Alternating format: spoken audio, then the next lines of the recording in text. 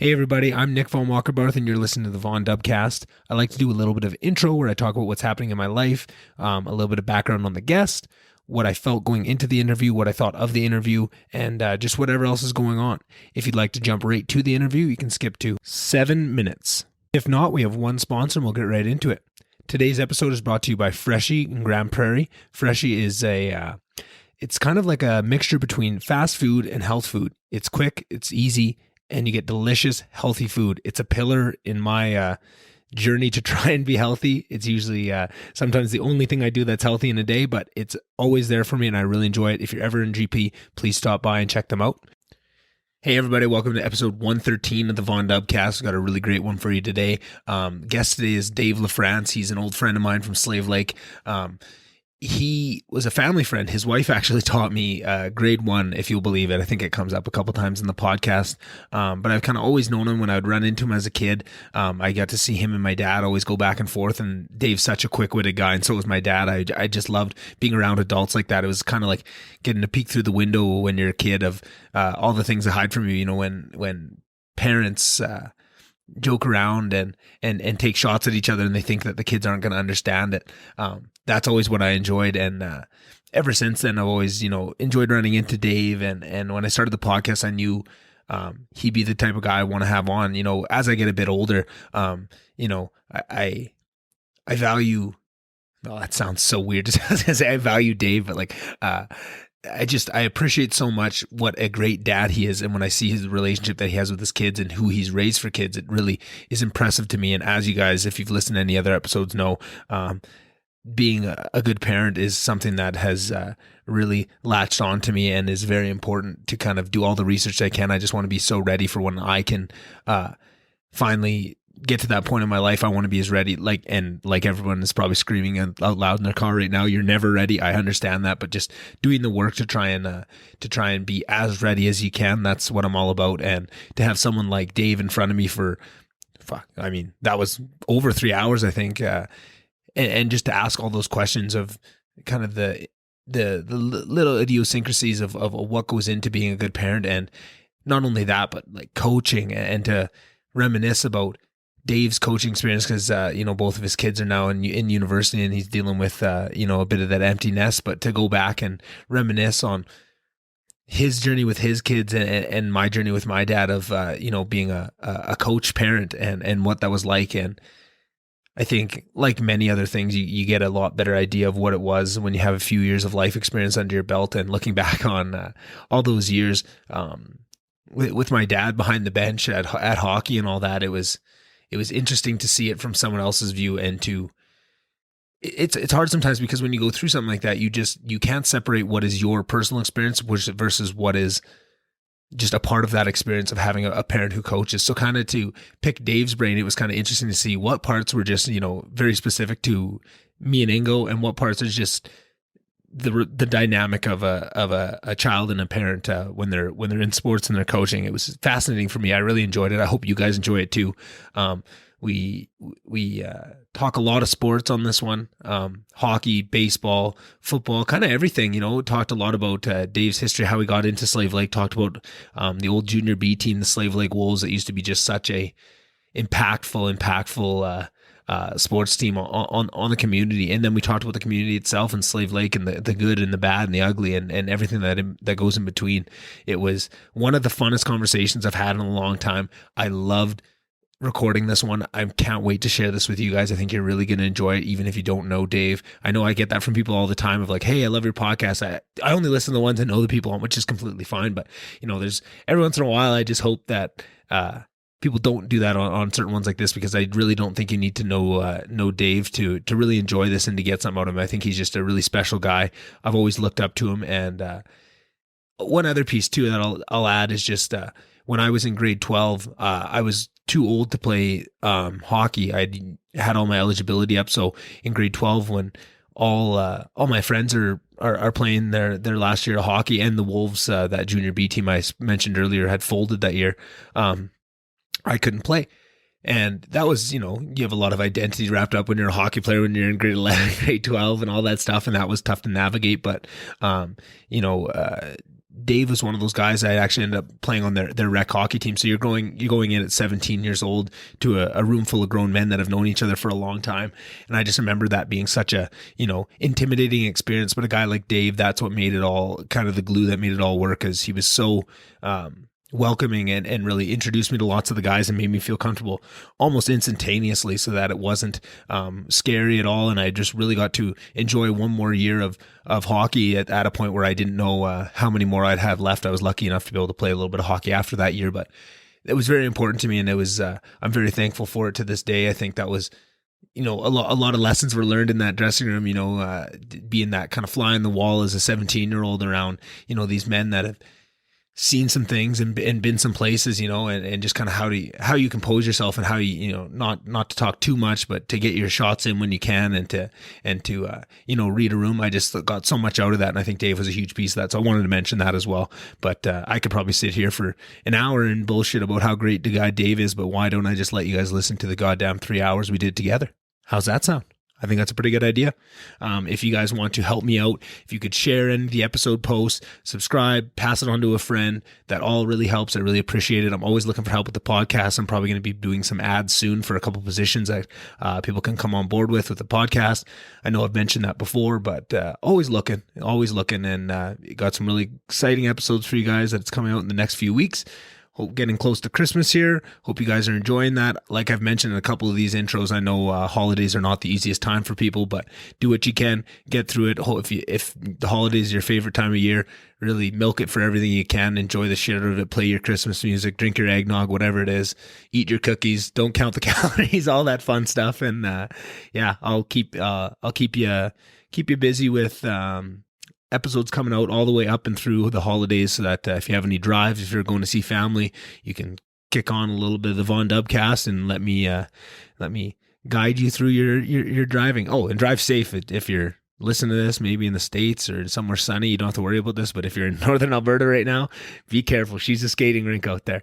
And drive safe, especially if you're listening to this right now. I know you might be texting, whatever you're doing. Put your phone down, eyes on the road, fill up your window wiper juice. You need it. All those things. Now I'm rambling. I feel a bit silly. I don't know if you guys can tell I'm in a bit of a silly mood. Silly mood. Enjoy this episode. I'll see you guys in the outro. Bye.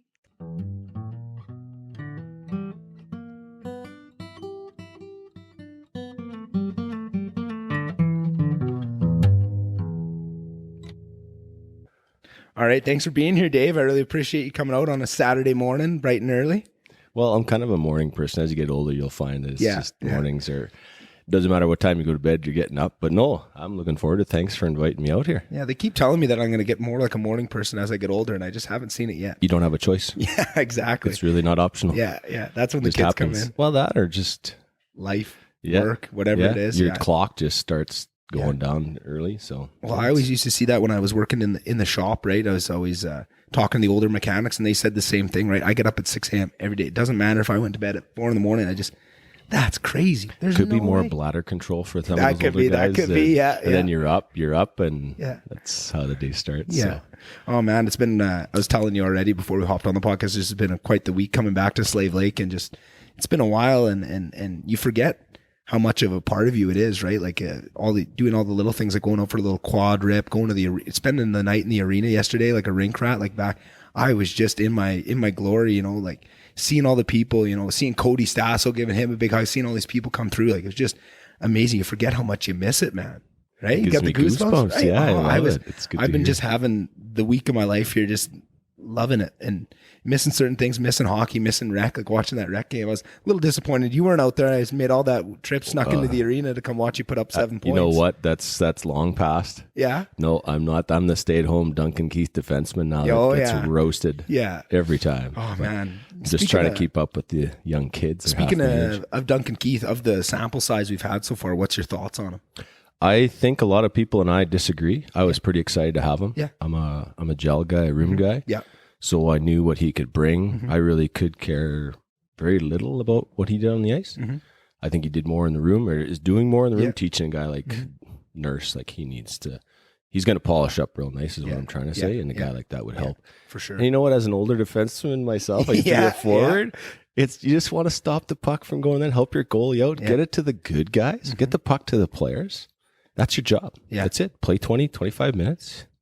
He's a workhorse. We know that physically, right? He's a little dinged up now, but I don't have a problem with what he's doing. I know what the price tag might be a little high for some people, but you got to pay for that. Yeah, that experience doesn't come cheap, right? Like that, and that's exact. I'm glad that that's where your mind's at with it, because that's exactly where I went too. Of sure, there's a couple question marks about his on ice play, and that can be mitigated with time management, right? You can watch what he plays, but exactly the same thing of what he brings in the room and what he brings, what he's gonna bring come playoff time. Because I feel like not only do you need to polish up these guys and teach them how to play, but you need to teach them how to play playoff hockey, because we have the talent. But what's been kind of painfully obvious to us the last couple of years has been that leveling up and that almost aggression and finding that line of where you can play to, and how, I feel like that's where he's going to really shine. That's what he's going to really bring to the table, and he's going to show these guys and almost drag them along with him to that point, right? Having said that, the last couple games before he got hurt,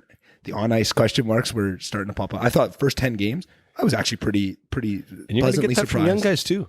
Yeah. You're going to get young guys making mistakes too. Yeah. And who knows, maybe he was dinged up already and was feeling it, was playing through something too. Yeah. None of us have stepped on even a major junior level play. So playing through injuries means a little bit more when everybody's at that level. Yeah. One thing that sticks with me is last year's playoffs is when McDavid was losing his marbles, I'll say.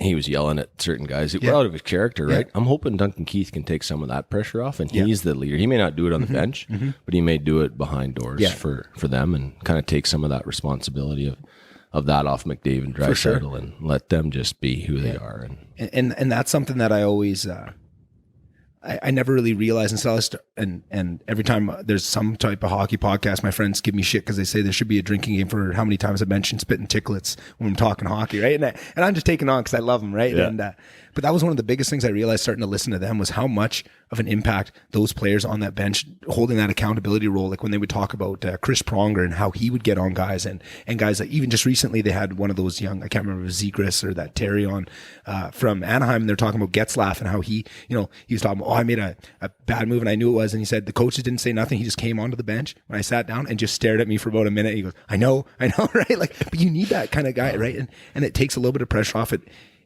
Like you're talking about, like that alleviates pressure from McDavid and allows things to gel a little bit more, right? When you spread that responsibility out, right? And you don't want that to be all on the coaches too, because then that can create a divide too, and you want everything to gel. You want that responsibility to be equally shared within everybody, so everyone's taking personal responsibility, but also is taking a little bit of responsibility for the guy beside him on the bench too, right? Because what it's like when someone gets shit on the bench right away there. Yeah, down, exactly. It was funny. I was watching I guess it was the Bantam A's play last night against the Crete too, right? We're hopping between the rec game and them, and watching this young D-man made it was a tight game, and he made a bad move behind the net, and me and Lance are both sitting right in that corner. Go, ooh, that was bad, right? And sure enough, bang bang in the net, and and your heart breaks for the kid, right? And you watch him come to the bench and just get chewed out, and you could see his face, and I was like, man, like he knows he fucked up, right? And you kind of need that, and it's like, man, and that's kind of leading me in. One of the biggest things I wanted to ask you about was coaching hockey, because I know you've played and stuff, and I'm curious to ask because my dad always coached me too, and we had that relationship the whole time, and I feel like that was sports were a little bit different, and specifically hockey was a little bit different for me and for those other kids that had their dads involved, and I think as I get older, I understand more of what Ingo was going through during those things, and how much he cared, right? Like, because his heart was in it, like, and I think this was a big realization at the time because I never even thought about it this way. But I think almost there was at times during the career where I think Ingo cared more than I did about it, right? Like I think he was so, and I think that stems from not being able to have a say in it, right? Like when you're on the bench, you can't get out there and play, and you want to help, you want to throw the skates on yourself, right? But there's nothing you can do, and I think that kind of generates this certain feeling, or I would guess it would. I haven't really got to sit there and experience it yet, but I imagine that puts you in a bit of a different place. How is that to adjust to being on the other side of the bench from your playing days? I have an analogy of chewing on an iron bar. Oh yeah, like I really like to play the game, right? Yeah. Whatever level you can compete at, right? I never was really a good hockey player, but I felt whatever level I was at, I wanted to be the guy, one of the guys, right? Yeah. So when you get there, you're right. You want to joy, and that's why I was doing this with the hand. No one can see in the podcast. I was doing you're joysticking, right? A lot of early in my coaching career, I wanted to joystick everybody. Everybody, just do. I want like a video game. I want to take the controller and I want to control you and how that goes. But that's not how. That's very ineffective. Right. So you're really clinching. You want to command. You want to yell instruction. Right. And I learned through everything I learned I steal from somebody else. I think that's the biggest thing of flattery is you take from. So a lot of times games is just that's how the show part of it. Right. The practice is the tell. Like tell you places you can improve on, places where you need to work on areas, and then games to show. Like show your parents, show your friends, show your teammates, show the other team how much we can work as a team, how we've learned practice, how much work we put in. Yeah. So let them do it. And then intermission's a huge part for me. I love that part. Or the whiteboard beside. We did a lot of that as they were younger. And you were talking about, the kid head down. My favorite thing, and I do it same with the refs. I use the same phrase both times. I did, past tense. What did you see? Because if you didn't see what I saw, what am I going to get? Like some kids get, there's action all over. Hockey is one of the most reactionary sports, and a million things can happen. So if he didn't see those two guys coming from the one side, turn the puck over to, then you can say, I didn't see anything. Like I was getting pressured from the left side. I spun around, wheeled the puck around the boards. I thought my guy would be there. Okay, now we got something to go on. You saw, and the coach goes. A lot of times the coach says, "Why did you not?" Like, pointing the finger. I'm like, well. The kid never saw what you saw. Exactly. I'd watch a game. That's why I love watching the game. Is you can pinpoint that stuff, right? Right. And same with the refs. Like a ref comes up and say, "Hey, what did you see there?" Like I know, sounding sarcastic, but that's if the guy never saw it, or tell me what you saw. And I said, you know what? Then we disagree because this is what if I can, I'll tell you what. And this is this is 15 years coaching down the road. The early Dave, younger Dave would be ripping like that's funny, losing marbles, right?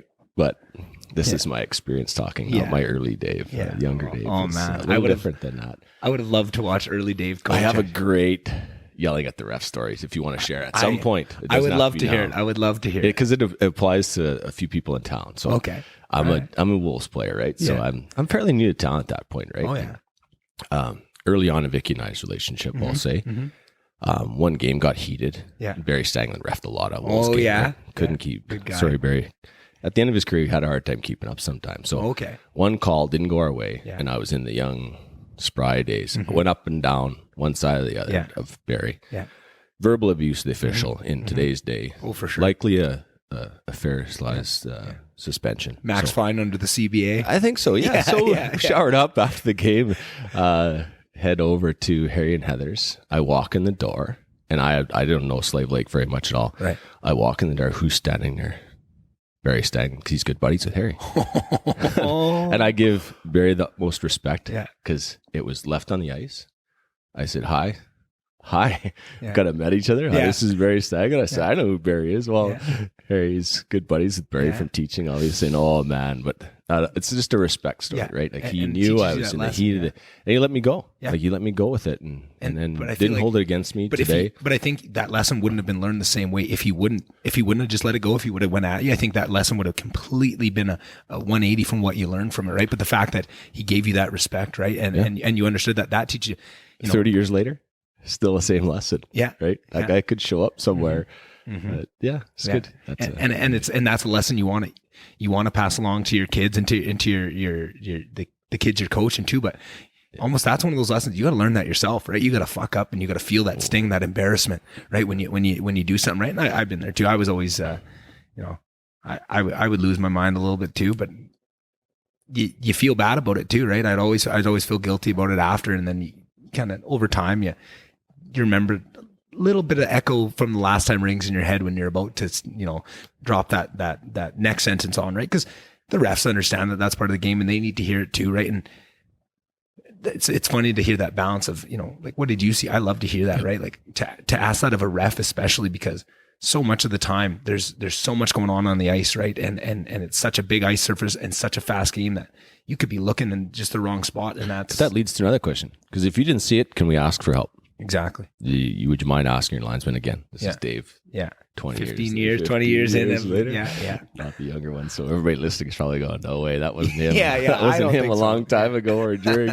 Because there are times when I've lost it. Oh, it's not my proudest moments. And I feel, but also from the kids, I mean, from my side, and I'm sure you remember this too, but I distinctly remember a couple times when the refs were just giving us like the worst end of the stick. Seemed like Slave Lake always got a tough rap for whatever reason in some barns. But I remember, I won't say names of who it was, I'll tell you after, but one of our coaches, one of our assistant coaches, just like, because the kids are coming unglued and the coach is trying, but just every once in a while, you need that coach to just come unglued on that. Right. And as a team that you would run through a wall for that guy, and you want to play the rest. When that coach gets kicked out, you are playing, like you are on 11 for everything else because you want to win for that guy. And sometimes, right, like, and that's the lesson. There's a lot of benefit to be in that guy that has the 15 years experience, but then there's times where you need to, go right up to that ump and get in his grill a little bit, right? And that's that fine balance of coaching where you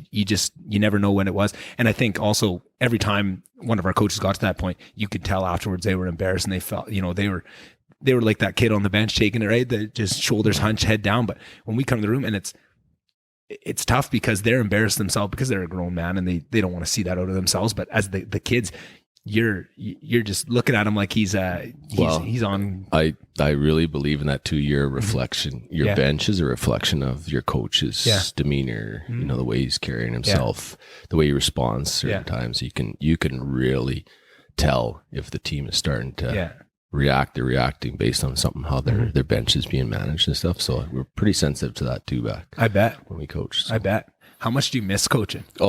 It's nuts. Do you miss it more than playing, do you think, now? After the 15 years? Or if you could, maybe get back in the body of 20-year-old Dave and hop back on the ice, is that number one? And then number two would be hopping back into coaching. But yeah, definitely. Yeah, that's a completely different phase in my life for sure. But it was such an easy transition for me that I felt from playing to coaching. Whether it's right or wrong, it was easy for me. It felt easy, and I sure do. Like, it's the relationships. Whole life is based on those relationships and how you strengthen them. And sport has given me so much. I can't even put a number to it, or I guess I would quantify that.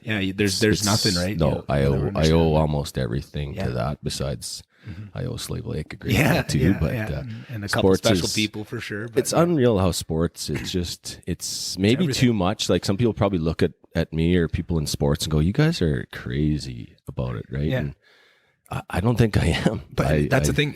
It's only crazy if you're not pulling the lessons out of it. Like, it's just this. It's hard for people that are outside of it to see, but it's this wealth of lessons to be learned, but only if you're taking them out of it, right? Like, me and you both know people that have played sports their whole lives are the same person that were 20 years ago. I got to see it in rec last night. They're the same guys, same guy out there being crazy that tried to fight me at 16. It's like, oh, well, that hasn't changed, right? That's been 12 years since then. You'd hope you'd, level up a little bit, but and that's the argument for these people that look at these sports guys and, they paint us with that brush.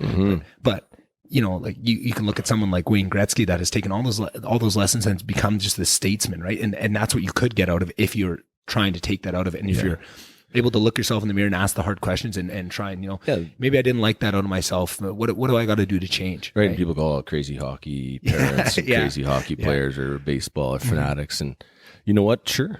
I'll take that as either a compliment or some backhanded sort of compliment. Cause like you basically all the negative, that's 5% maybe. The good stuff, if you really mine it out of there, it's for sure. I can't say. And then there's all these other things that I didn't even realize too, more so on the coaching side, but just in the last couple of years talking to Ingo about, back in the day and playing hockey and stuff, and to hear him talk about how much he enjoyed, the relationships he built with all the kids and all my friends and stuff too. And like, now we're telling all the old stories. Remember Logan LaValle did this and Ty and Gray Eyes did that. And remember that time we were coming to the arena and those older guys were trying to fight Ty and Gray Eyes. And the first time I got to see my dad get, like almost like he was getting in a fight. I remember that from the podcast. Right? Like, who's going to mess with that guy? Yeah, exactly. And he's crapping his pants. And holy shit. Right. Funny. But those stories and those memories, like, I always thought, I was getting all those memories and Ingo was just there kind of auxiliary. And I didn't realize that he was getting something out of that too. Right. And now to look back, you don't realize how much through that lens of a child, you miss so much of like the adult world and what's going on. The adults get far more. Yeah. Like, it's crazy. It's crazy to think about. It is. Like the kids are giving, it's just a fuel, keeps you young. It's really hard to imagine as a person like you to Like, and that's why I get emotional at the end of every season. It's like, boy, I miss you guys. Yeah, like, for sure. You guys have given me. Yeah. Like, forget about what you think. You get the coaches' gifts and all that, and you go, no, man. Yeah. You guys are giving us everything. And that's just a season. I think we were doing about 11 months coaching a year. Yeah. And it's because you coach hockey, then went into baseball. Right after it crossed over a lot of times, which I can't think of doing anything else. I really can't. And that's the thing, because, and I think the reason I was so blinded to it, because I think the good stuff you're a little bit blind to, but the bad stuff you see, right? Or not even bad stuff. It's not bad, but the weight of it, of all the weekends. Cause I know like my mom would love to go skiing, but we're playing hockey every weekend. I would see that. Right. And not that that's negative, but you see the things that they give up to give you this experience, right? And you don't see that that's being balanced out by a lot of positive things too. But for some reason, I mean, I think that's just how humans are built to see the negative, right? Because, you know, you walk through the forest and you see a vine, you think it's a snake.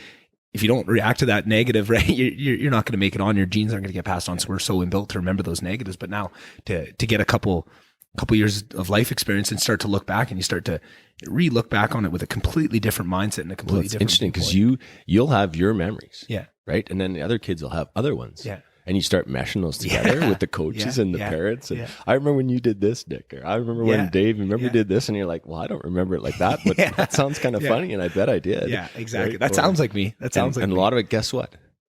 You never talked once about the score of the games. No. Right. Now it's sure there could be certain victories. So we went to provincials. We did these things, tier 1 championship, something like that. That's the end of it, right? But a lot of stuff is in the room, on the bus. Yeah. So and so did this or something like this crazy. I remember when so and so broke his wrist, or one time. Oh, what was his name? Oh, this is gonna bug me. We had this coach one time, and it'll come to me at one point, and I'll let you know who it was, because it makes the story much funnier when you know who it is, because he's a very serious guy and was always, had a big mustache and was always just, he didn't speak much, but when he spoke, he was the guy to everyone listened when he spoke, and everyone had a lot of respect for him. And we're in the room, and I think we had a bad goal or something. Someone was out trying to make a fancy play, and you know when someone comes in the room, they're kicking car, and just that ice that's there, and nobody wants to break it. And it's almost that just, you could cut the tension, right? And he goes, everyone's dipsy doodle, and just hearing a coach say this coach that's so serious say the words dipsy doodle, I lost. I am sitting there just trying not to laugh, and then people around start to hear that I'm laughing, and they're laughing, and we're trying to stay serious, but I'm just losing I'm crying laughing, right? And I just keep remembering it, right? Like dipsy doodle coming out of this guy's mouth with his big mustache. Fuck, I was just dying laughing. I think Paige Foster was on the team with us, and she was my D partner at that point, and me and her just losing our mind, right? Like just laughing our asses off. And eventually, and it was such a tense moment, but it breaks through, right? Because now everyone's laughing, and then he starts laughing, right? And, to get him to laugh is a tough thing to begin with, but just the whole scenario around it, right? I remember that dressing room. I remember the layout of it. I remember everything, because it was just such a strong moment. And that's, I could tell you a million of those, right? Like if we sat here, we could spend the whole day telling those stories, just those little moments, or at the motels in Peace River, the shit you're doing, and you're running around, or doing provincials down in wherever Nickelback was born there with the giant swan and Hannah, right? Yeah. And getting kicked out of the tournament early and ended up Rocky Mountain House, who had played earlier, and we were both out, right? Going and just getting drunk with those kids from Rocky Mountain House, and just your enemies on the ice, and out a couple hours early, and then you meet, oh, these guys are awesome, real nice. Well, that's what I mean. They got the same characters we talked before the pod. The same characters. Exactly. They got a Nick on their team. For sure they do, right? Guaranteed. Yeah.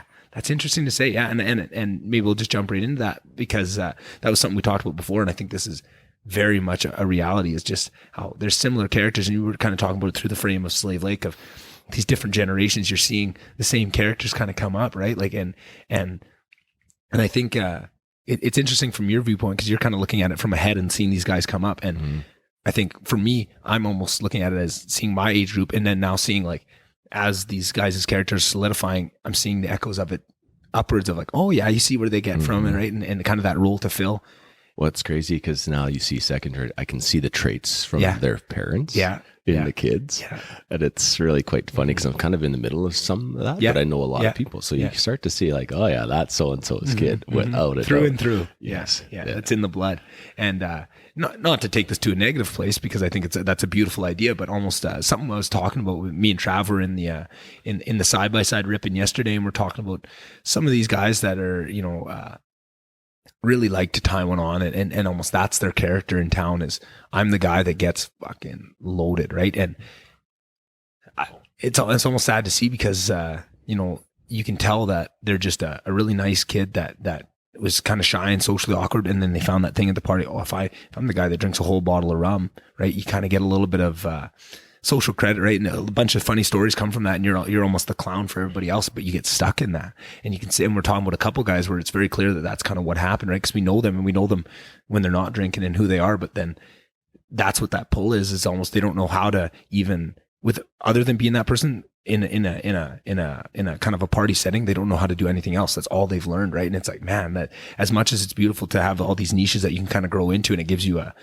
almost not a guiding path, but a little bit of security to kind of find who you are in the world, and you kind of copy that. It can kind of go the other way too if you get down a little bit different of a path, right? It's sad to watch at the same time. Yeah, it would be. It's you kind of, the expectation is that he is that person all the time. Yeah, right. Yeah, every time. People go, after a while, you kind of, I'm past that. Like, there's a stage in your life you kind of go, okay, that's not for me. But some guys, like you said, stay there. Right. And because that's the hardest thing to do, to look yourself in the mirror and say, hey, this is for me. I want to make a change. That's the hardest thing anybody can ever do. Right. I talk about this all the time on the podcast. So apologies people listening, but like that, and everyone can make that realize it. Some people are lucky. Some people realize that at 20 years old and look themselves in the mirror and start, I'm going to work on myself because this and this, I don't really like it. I want to make a change on that. But some people don't do that till 7. Some people never do, right? Some people just get really comfortable with what they're doing and they don't want to make a change. Yeah, because that's a big change. Sometimes you have to say goodbye. Yeah. To certain things or certain people, right? And that's tough. Like, it's tough. Yeah. Yeah. Because that's what first thing people say is, well, you got to find some new friends. These guys are,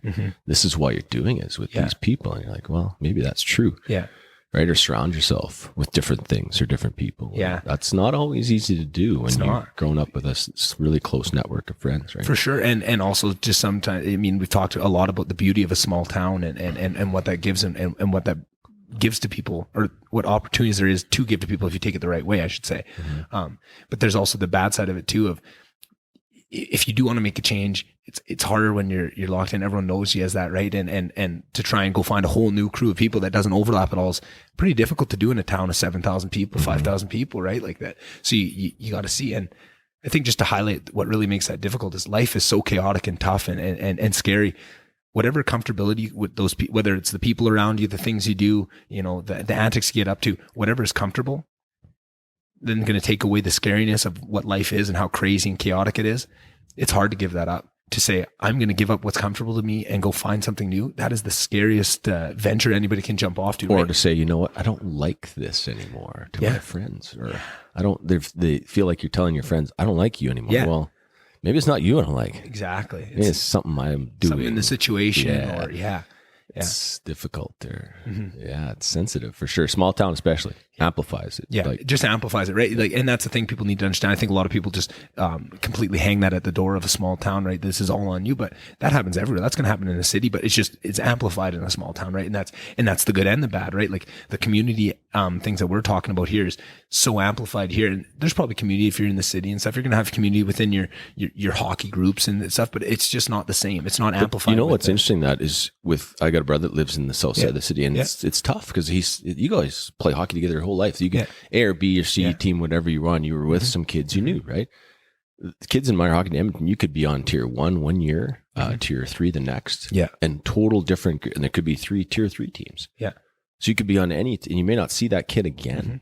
And ever in your minor hockey. And same with schools too. Yeah. Right? Like we go, I did CJ Scher to E.G. Wallstrom, right? There's a couple different schools and there's a little bit of go between in Slave Lake, but essentially you're going with the same group of people, whereas in the city. And that could be good and bad. And that can be good and bad, right? So, it just amplifies the natural aspects of human nature and communities and natural organizing systems. It just amplifies that, right? And then it's just foreign to someone from the major centers going, what do you mean you played the same guys your whole life? And what's funny in sports when that comes out is you see these places like the city that have so much bigger of maybe the city's a bad example. It's maybe something like Grand Prairie, right? Whereas you're seeing that they have a way larger pool to pull from, right? Compared to Slave Lake, when you're thinking of the team that you can field, right? If you take the top percentage of people in a town of 5,000 versus 50,000 or 80,000, you would think on paper, oh, those teams should really stomp them. But then you take in the fact that these kids have played together for a long time and they know like that chemistry that's built up. That is that unity for sure. Right. And I think you see that in everything. There's always two sides of the coin, right? So now these kids that grow up in the city and have, all these different groups coming in every year at school and every year for hockey. The thing that I noticed too is like even some of our friends that went out for a couple of years and lived in the city to play hockey or something, they know so many more people, right? When they're like this is going to sound kind of silly, but it always comes out with girls, right? They know so many girls, right? Like when you're coming to a small town, you kind of, this very small subset of women, right? But they know all these girls. And that's what's funny now. When I moved to the city and all these connections, all those guys that kind of dipped their toes in the water and kind of lived both lives, had a bit of that say, there's so many weird connections. Oh, you know her, right? You know her. And again, it's funny how it usually goes through the girl side of it, right? But they know everybody and there's all these weird connections, but that's the benefit they get, right? They may lose out on the amplified nature of community that we get from a small town, but they're getting something else. There's always trade-offs with this stuff. I'm very fortunate. I came from a small town, like St. Paul, grew up there. Yeah. So I almost have this like second group of, and that's why I use that analogy all the time with, the same characters, because I have friends back home that are like, I'm attracted to the same type of people here. As like the friends from back home. Well, that's my so-and-so from back home. And he's my guy here now. So I have all those connections. And that's a beautiful thing, right? Same with Travis Malbuff when he moved from, what was it? By Drayton Valley. Yeah, somewhere by Drayton Valley. I can't remember. They were the Mighty Ducks when we played them in hockey. I remember that, but I don't remember. I wish I could remember the name. I know it's going to bug the shit out of me. Winfield. That's right. Yep. Winfield. So when he moved from Winfield, but he still got his old buddies from Winfield, right? Like, and same thing. And we've luckily over the years, a couple times, those groups have got to intermingle, right? And that's what's so fun for me is my best friend Chase from university, right? He grew up in Westlock. So again, similar dynamic, but just like the best kid in the world. And I always thought like, man, I would love for him to meet this crew. And for the first Connor Lucan Memorial golf tournament there, Connor Ames there, he was going to come up and play on our team, and I ended up having to go to a wedding. So he just came up by himself and went in and played this game of golf. And he was telling me, oh yeah, I'm just going to come in and play the game, because he's a huge golf guy, right? So I knew he'd have an awesome time, and he's going to be golfing with Ingo and Drew and Barry, and I knew he'd have a good time. They start dropping the Nicks and say Nick Van Wackenbarth. So then he goes, I'm just going to play, and then I'm going to rip back to Westlock or to the city tonight. And I go, okay, yeah, sure. Like, let's go, right? Like that. I knew for not a second did I believe that. So then I start getting Snapchats of him doing keg stands with all the boys, and him and Poncho arm in arm. And then I see this big group picture, and he's with all my friends is just in there like a dirty shirt, and they all taking love your him. Spot. Exactly. But I loved it, right? To watch it. And that's exactly what I knew would happen. But that just almost proves the point of what we're talking about, right? Like that is so fitting. And same thing, by the time he ended up staying over at Drew's, he went out to the bar with them, and he was in there all night, like stayed overnight. And it's exactly what I thought would happen, because I knew that, right? Before I'd even, done the hypothesis testing in the lab, right? I knew exactly what was going to happen when he came in here, and that just goes to show, right? And that's what I was saying with like Travis's friends was same thing. Every once in a while, maybe it's at an Oiler game with some of his Winfield buddies, and we go out. You can't walk through Rogers without seeing somebody or somebody else knows somebody. That was always the funnest part when me and Drew would go to the hockey games with Ingo. We'd have a bet. Okay, how many minutes in before Ingo says hi to the first person, right? And it'd usually be like 2 minutes, 3 minutes, right? Like we wouldn't. Sometimes it's goddamn 5 seconds in the door, and we'll go, damn it, we should have done. He's a bloody rock star, so it's tough to get very far without him knowing somebody. So man, that's funny. I'm curious maybe to ask you of when you first came to town. Who did you see Ingo as then? Like when do you remember getting to meet Ingo back in the day? Do you remember kind of how you guys came across? I think it was a Max Fuel thing. There was a big trade that happened. I don't know if everybody on the podcast or locals would know this. There was a big trade between Delan Electro and Max Fuels. I think it was a trade where they just kicked a couple old guys off the Delan Electro team. Yeah. And they moved us over to Max Fuel team. And that's where the Benny Ingo connection. Right. I'm sure I knew Ingo before that a little bit, because we had done some. That might have even been the Nipissey Electric team at that time. I don't think I ever played for Nipissey. Oh, yeah? Yeah. So I was with. I think, I don't know. The Sleuth Sharks. I played for the Sleuth Sharks, and then I went to this long story. It's really quite boring, but I think that's how it was. With Ingo. I think it had to do a little bit with the early Max Fuel, like the fuel cards. And I worked for Chevron at the time. I think we were working through some procurement stuff with him and getting all the trucks onto the card system and things like that. Was he still that same kind of rock He literally has not changed. Yeah, I don't think so. That's fine. No, it hasn't. Just a little darker hair at that time, hey? I think so. Yeah, but that comes with experience. And he's still got some. He's still rocking there. So, I remember one time we were going to a wedding or something, and he must have just been starting to go gray. So I'm going to a wedding. No one know. I'm going to, just take the sides down or whatever, but I want to make it natural. So I'm going to do the whole thing. And they got it on the box. It said dark brown. I don't know if they left it into it. Was black, like slick black, man. And it looked so funny. It was so jarring. And like, you can't help but just laugh when you look at him if you know him, right? So he has to go to this wedding with this just jet black hair. Oh my God.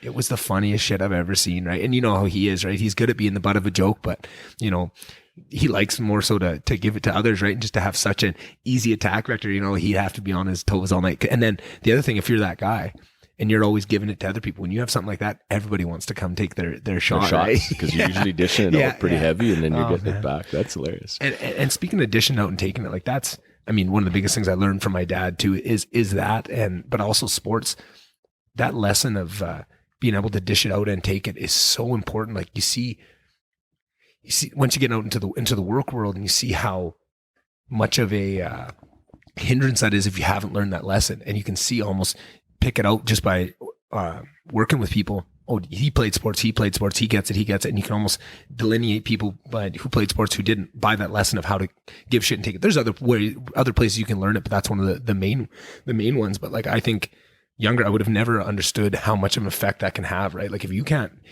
take some shit and you can't give some shit in the real world, you're going to have a tough go. It's going to be, especially in the oil field or something. But I think that is probably applicable to anything you do. Well, for us, the big thing was learn how to lose, right? Yeah. And be a good teammate, all that through losses. Like it's easier to learn for sure how to win to me, but that adversity stuff, I'm a big believer in. Certain amount of adversity just galvanizes people for sure. And I know it sounds a little light for some people that have gone through some real tough stuff, but I think that, and looking your opponent in the eye and shaking hands, whether you, like you said, everything's competitive, right? So whether you like it or not, you're competing for something, whether in the real world or for relationships. So when you shake that hand at the end, we always tell our guys, look them in the eye. Shake them and look them in the eye. So, and it's almost like to a point it was almost awkward they're doing this. But you know what? Some kids aren't used to that. Look them in the eye and say, good game. You got me this time. Did you ever have any scrums in the lineup in your days with your teams you coached?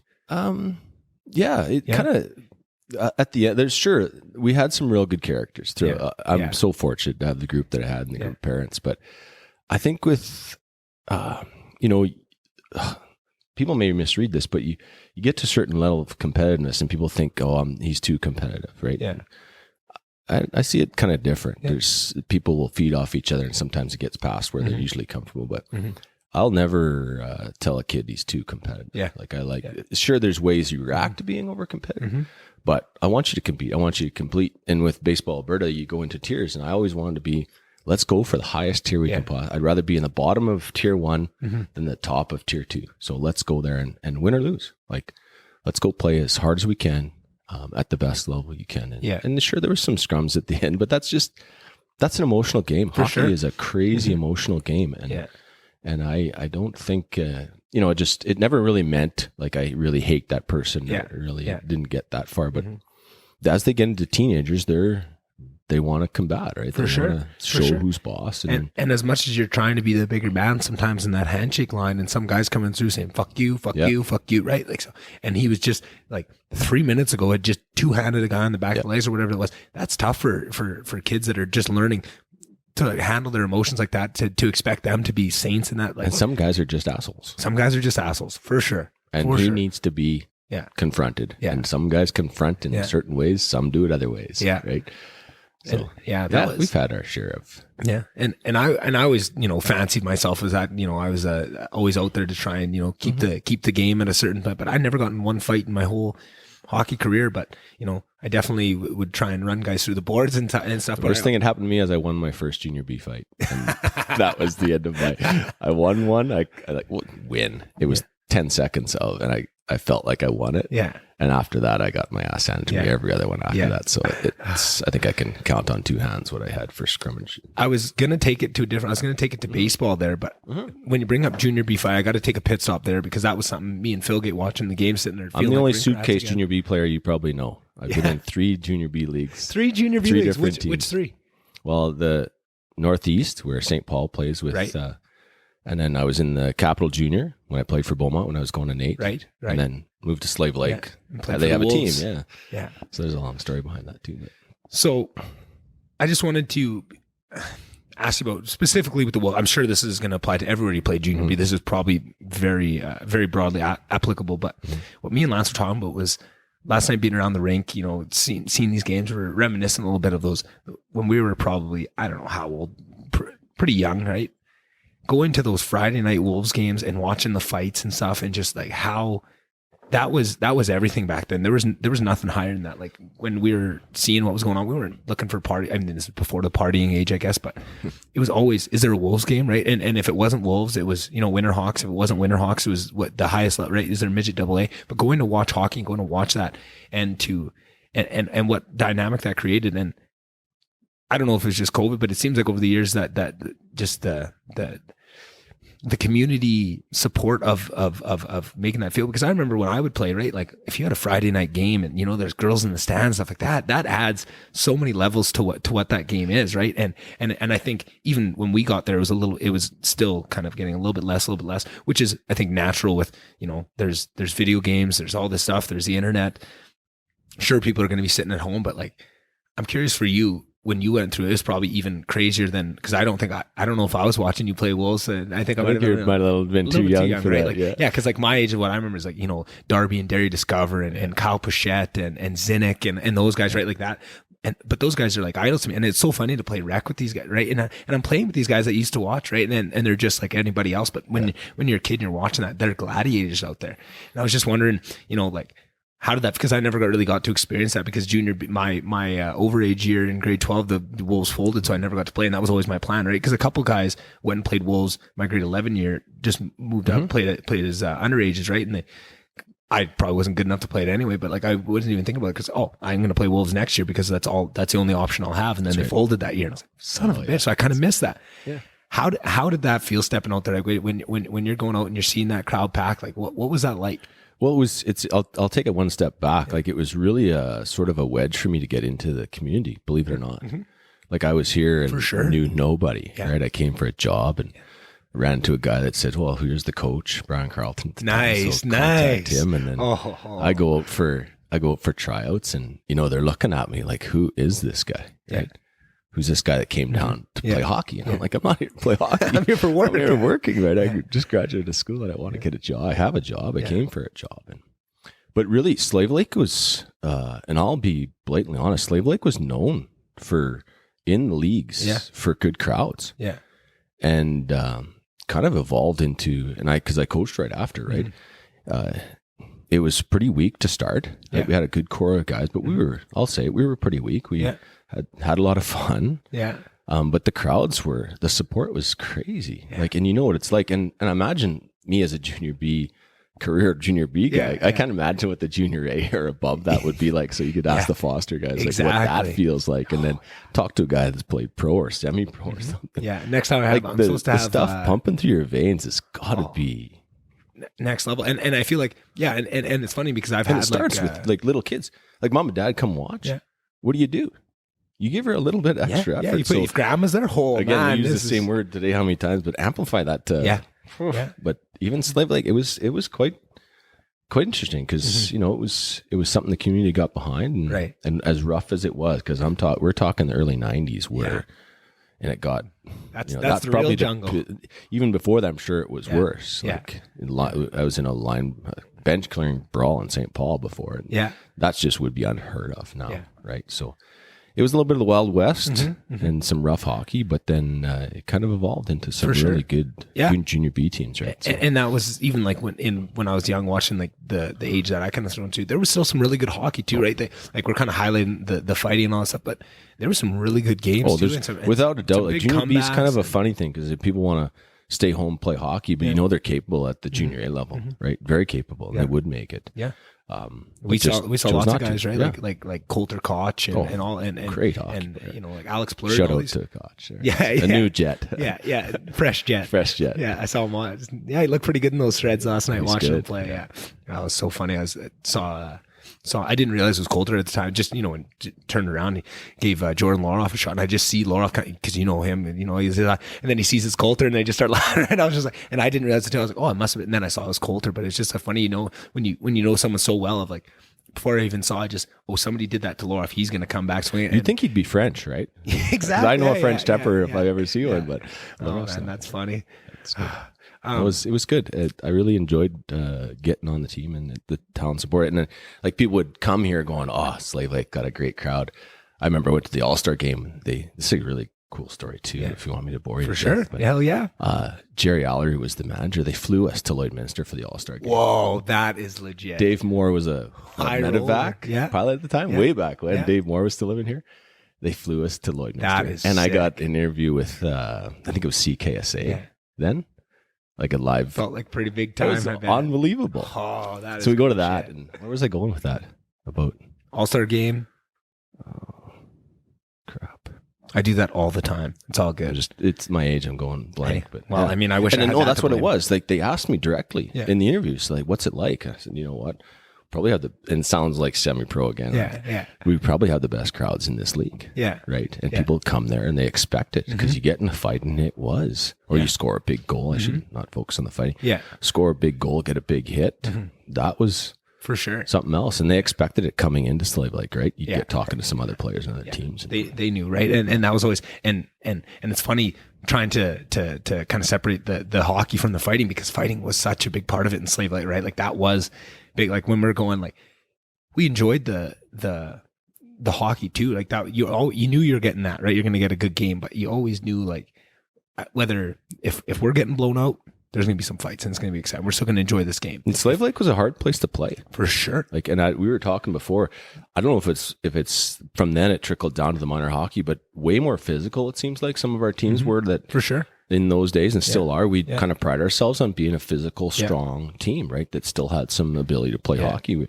And that's, to me, I think it's a big part of the game, and part of sort of, I want to use air quotes here, Slave Lake hockey, right? The brand that you're physically strong and a tough bunch, right? Resilient. So and that was funny because that was definitely always part of it too. And to go watch the Bantams play last night, and first 10 minutes, 15 minutes of the game, we're wondering, is there hitting in Bantam? Because we didn't see one hit, and we thought, and we're thinking, but then, one big hit gets thrown and it changed the whole game. And then it was on, right? And then there were some hits, and that's my favorite part of hockey, was always hitting, right? Like, good, clean hits. That's what I always enjoyed. That's what I tried to do. I was never a dirty player, but I was a big kid, and I could throw hits, right? And that's what I enjoy. I never got a lot of goals, never got a lot of assists. I was not that guy, right? I like to think of myself as a shutdown D-man. Probably wasn't even that, right? Like, but I could hit people, and I love that. And it was funny because I can probably tell you this same story 10 different times. Going to a Wolves game, they get down a couple times, get in a big fight, the crowd gets into it, and the comebacks that you'd see was awesome because they used that physicality and that feed, and they knew they had that in their back pocket, right? Like, that was another card they had to play that the other team just didn't have, right? And maybe they had it in their barns, but like you're saying, I think it was a little bit different environment. Like, and I could remember 5 or 6 different games where the physicality and the fighting really brought them back into it, got the crowd in, and they'd make these wild comebacks, or at least make it close and bring it to an exciting finish, right? Like, all the time. And that's just adds another level to that game. It's such a beautiful game to begin with, but then you throw all that on top of it. That's just like icing on the cake, right? Like, and as a kid to have that kind of entertainment, where are you going to get that, right? For $5 on a Friday night, or for kids, and you know what? Some local boys, right? Exactly. So you're behind some guys that you may know when there's their parents, for sure, right? Like watching Derry and Darby play out there, right? Like, those, I grew up, they're my brothers, right? To go out and watch them play, right? Like, it's you're right. Absolutely. That's another aspect of it. And I think when I was a bit younger, I think probably the couple years before Derry and Darby, I think that was kind of the entry, because, and same with like Kyle Pichette and stuff, because I knew them through Derry and Darby, and they'd start to play. But there was almost a couple years of watching where I don't even know, they're gods to me, right? I don't even know these guys. And then it went through an era of, oh no, I know these guys, right? And you probably I don't remember this explicitly, but probably at that time you're thinking, oh man, like, I know these guys, like, I can do this, right? Like, it makes it more real to you too as a kid. I don't remember that specifically, but I'm sure you must have. Well, the old zoo, I don't know if you know this, the old zoo had a Wolves logo painted on the wall. Oh yeah. It's iridescent too. I luckily was able to get into the zoo, even though it burnt down when I was 16 years old. Oh, really? Or 7, no, I would have been 17, but just I don't know how I would have been in there. I don't know. Yeah, made it look older. And yeah, fake exactly. ID. Oh man, that liquor store beside it too. I remember one time we were going there. It was me, I think Ethan Ball, Travis. We'd roll up to that liquor store and we're like, okay, who's going in? Who looks the oldest, right? And they looked at me. Apparently, I don't know. I guess at that time. So in the truck, we all think that's you in your cowboy boots. You'd walk exactly. So, but it was. This is how dumb it was. So we go, what's going to make me look old? So I take somebody's plaid jacket, put that on because that looks old, right? I take one of those little primetime cigars, put that in my ear, right? Put on a work hat, like a dirty work hat, and we planned it all out. And I'm going to go in there and go, when they asked for my idea, oh shit, I left my wallet at the shop, right? So we had this all planned out like we're fucking actors, right? And I go in there, she doesn't give a fuck, didn't I do it? Whatever, take it. We put all this work in. Oh my god, it's just funny to look back your on buddies in. Come on, yeah. Oh man, fuck, it was so fun. But yeah, no, I remember sneaking in there, going to the Rippers, and I think Clinton Miller was with us one time in there, and we snuck in, or however we got. I don't remember how we got him back then, and his mom texting him and telling, "Get the fuck out of there," and she was mad, and Clinton's just sitting there I'm scared of Lynn. Fucking get the fuck out of here. I'm going to get my ass beat, right? We're going to get all pulled up by her ears. And maybe she pulled both of us out of there. Maybe I wasn't just as much shit because Lynn was, my secondary mom. She could give me shit just as easy as my mom could, right? So I was fucking scared. And Clinton's just sitting there staring. And I'm like, fuck, man, we got to go. We're going to get shit here. Oh, that's my memories of the zoo. Actually. That place could talk. Oh, man. I got a couple more stories. You could probably wring the booze out of the floor on that. For sure you could. For sure you could. When the fact that place burnt down, that was an institution. That was a big loss to the community. You wonder why it burned so bad, because it was just infused. Infused with vodka and shit. Oh my god. Yeah, that thing was ripe to go. To go, hey. Before we move on to that into baseball, I gotta ask, how was it to have Mr. Carlton for a coach when he came in there? Because you didn't know him at all. You were coming in there fresh, just who's this guy, right? And good hockey player. Solid attitude of a way he's gonna. I'm again guessing, but I imagine he would have a certain way he wants you to play, and there's not much going on your own, writing your own story there. You kind of got to play how he wants you to play. How was that for you? Well, best shape of your life. You will never find a coach who will have you in better shape than Mr. Carlton. Yeah. And I didn't get to have him in high school, so everybody would talk about turkey trots and all these things that he would torture them through and all this prep. So that held true for training on his team. Yeah. Unbelievable. He was doing it with you guys probably too. Oh yeah. No question. The guy was just like, and then you still see him run around town now. It's I know. It's amazing. And he was really good technically. For sure. Tons of skill, and I'm big on this too, the expectation level he had for his players. And again, people often coach on, well, it's just junior B, it's just the B team, or, it's the tier 3 team, it's just this. Whatever it is, you can find some. That's out the door for me. Like, you can coach at the highest level at any caliber you have. And I thought he did a really good job of that because he came from some really good hockey. So you'd probably almost go, well, who are these bad news bears? Yeah. Right. And I'm coaching in small town Alberta with these guys that may not be hooligans. Full on committed, right? You're doing your Friday night stuff. And, he's going to make that commitment, right? Yeah, he came from college, so college would probably be very well coached. And, he brought a lot of the stuff that I took on in my coaching career and playing, I used from Brian. There's no doubt. For sure. And I think so many... Besides kicking the garbage can. I think he broke his foot one time. He came in and let it fly. There's so many Carlton stories out there. It's great. But, and me too. And we were so lucky as kids in high school. They Roland Mitchell, Brian and Blaine Zimmer. I think it was just them. I don't think this was in the curriculum. I think they went and tried to make this a thing where it was sports performance, right? And 3 days a week, Monday, Wednesday, Friday, right? You know all about this. We go and play hockey, and then Tuesdays and Thursdays we go to the weight room. And I think to get away with being able to do it, they had to make how are we going to make this academic? So at the start of the year, you'd have to learn all the bones and all the muscle groups, right? And then you had to, and you'd have to put together a weight plan for like what you want to do. And that was kind of the academic part of it. But the rest of it was just Monday and Wednesday. You go and you do skills, drills and stuff. And then Friday was a scrimmage every time. And that was the best class because, like you're saying, Mr. Carlton had so much knowledge, right? And same with the expectations thing too, right? Because it's school, but it's sports. It was a very middle ground, right? And there's different lines. I'm sure Mr. Carlton couldn't coach us or lead us like he would have if it was just strictly sports, right? He had to keep a little bit of his Roland Mitchell hat on at that time, but still the amount of knowledge that was able to be passed on, right? And the things we picked up, like I think that would probably be. He would tell you if you were out of line, 100%, like 100%. you're killing us out there. Yeah. Like, it may not be directed to me necessarily, but I'm sure I was,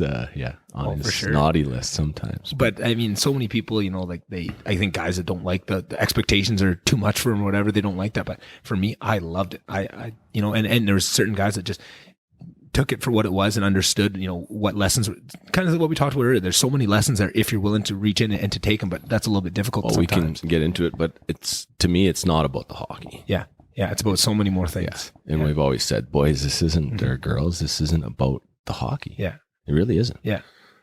You're playing a sport, but it's really, most of it's not about that. You'll find out. And for sure. I don't want to read the end of the book for you, Nick, but you'll get there too. I can see it in your eyes. So. It's awesome. And one of my favorite things about the scrimmages and stuff from Mr. Carlton, because he'd go out just skates and sticks. We'd be full equipment, but he'd go out and he'd be slashing you. I heard the floor hockey too at high school was crazy. For sure. But that's the thing. If he gave you a hack on the laces or something, you gave him one back, you'd think, holy shit, right?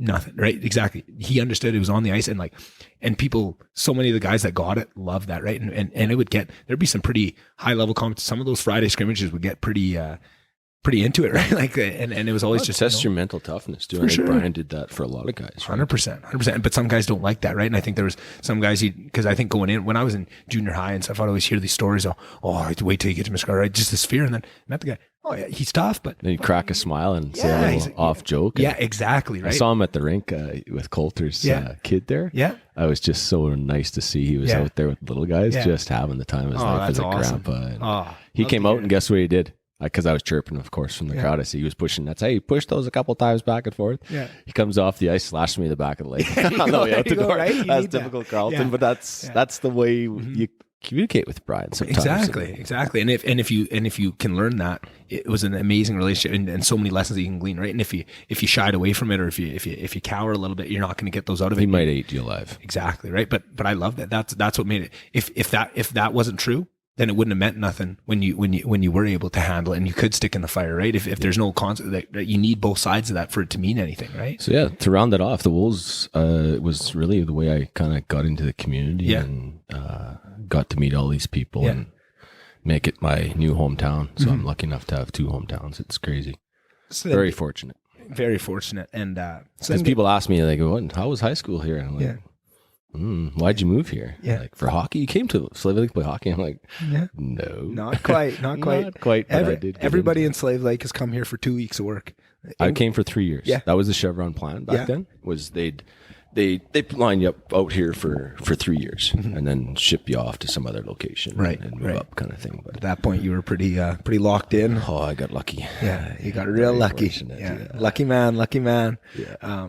Well, that kind of makes me want to take it a different way, but since we've already teased people with the baseball, I'm almost equally as a baseball. That's where I'm more of an periphery baseball fan. I just love sports, right? And I love storylines, and they'll suck me in, right? Like I've watched most of the World Series over the last couple of years. Right? I watch them, right?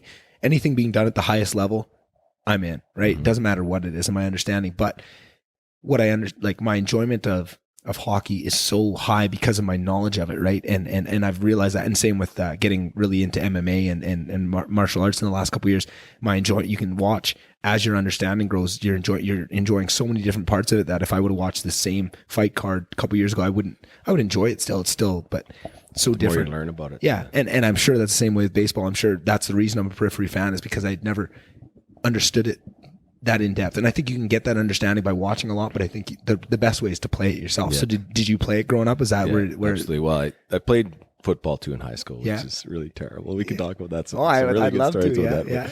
But baseball was right from I think it was Little League back then. Now it's all the way up to midget. And then, obviously had some good opportunities. When I was leaving Edmonton, I had a chance to play some junior ball, but I just kind of went a different direction. Yeah, had a bunch of options. Played some great adult baseball up here. Men's league was rocking. Yeah. People wouldn't believe me when I said, there's 8 men's teams in Slave Lake playing. And slow pitch, that's cool. I'm like, no, Still a thriving baseball league up there. Really? Yeah, it was. Yeah, that is even surprising to me because slow pitch is always, there's a slow pitch league in every. There was quite a baseball contingent, and kind of. Did that kind of fall away after a couple of years? It dwindled. Yeah, dwindled out like some things. That's natural. But it was always my summer. And I was lucky enough that parents supported me not working in the summers. Right. Yeah. My job in the winter was to play hockey and go to school and get good grades. And summer, I'd complain about work on the farm and go play ball and play football in the backyard with my brother and golf, do whatever I wanted to do. Anything sports related, we ate up and did. So baseball and it kind of evolved for me really when it started to coach, right from the littlest guys, and then you start to learn a little bit more because I had really one great coach, Harold Northcott. Shout out to him. He's a big Baseball Canada, Baseball Alberta guy. Yeah.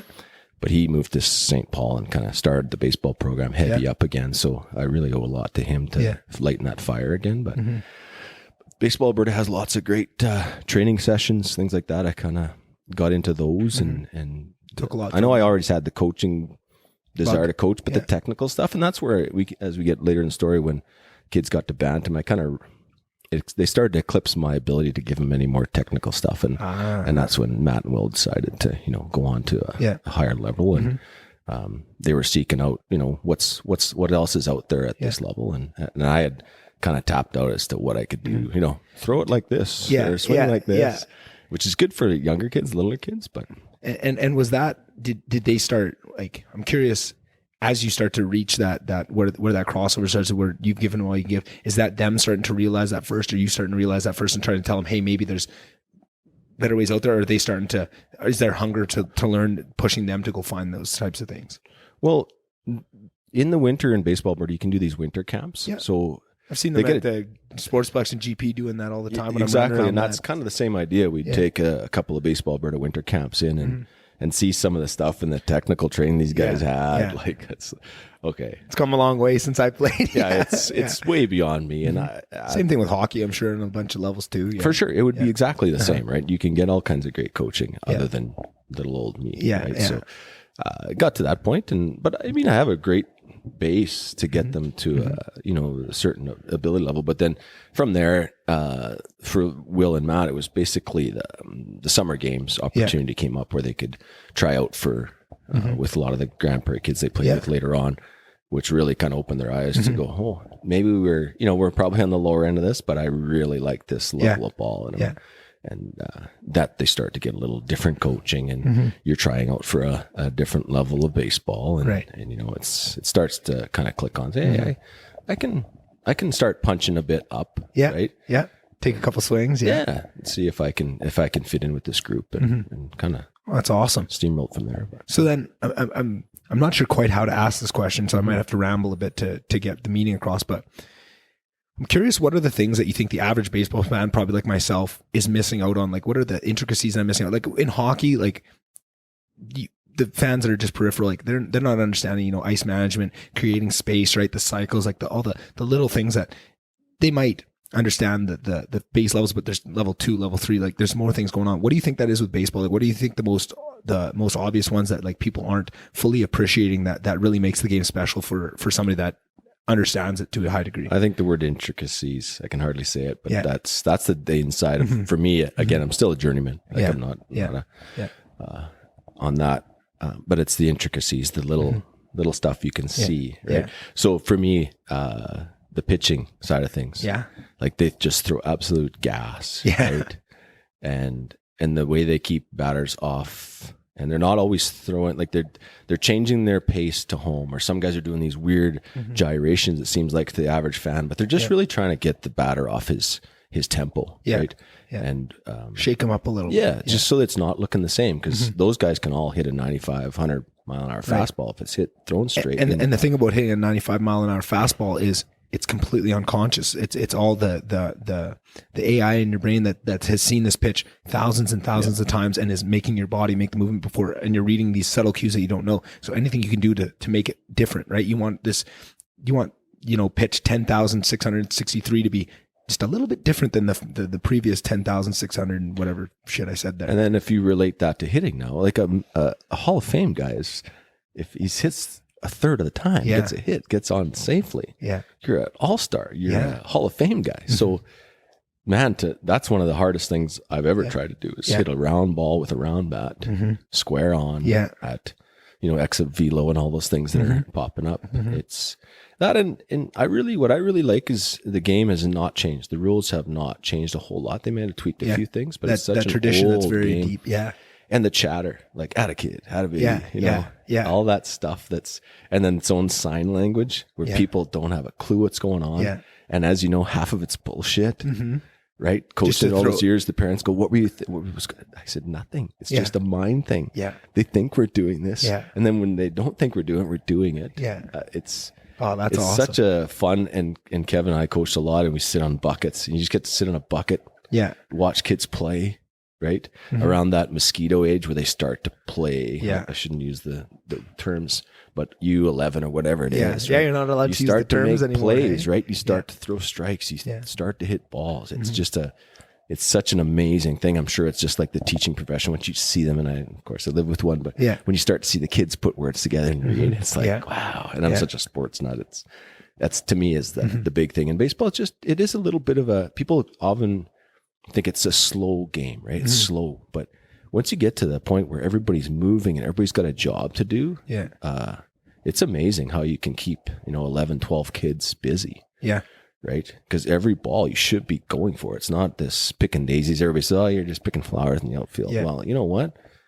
Once you get to that batting level, your center fielder is locked in. Look at the major leagues, who's playing right field, right? In some of those big clubs, those guys are some of the better hitters, So, Johnny's going to play right field again. Well, yeah, sure. In Mosquito, it might be, but come Bantam Midget, that center fielder is unreal. Yeah. Like you hit it anywhere out there, that guy's making an out. He's on it. And the whole idea is to, run people out of outs, right? So it's very intricate. Yeah. Lots of sign language, a lot of chatter, and very my pace at game where it's relaxed, like very opposite to hockey where it could be kind of. And then another thing, I mean, this might be more into the higher leagues, but like lineups and the mind games that go into that, like that was something I never understood.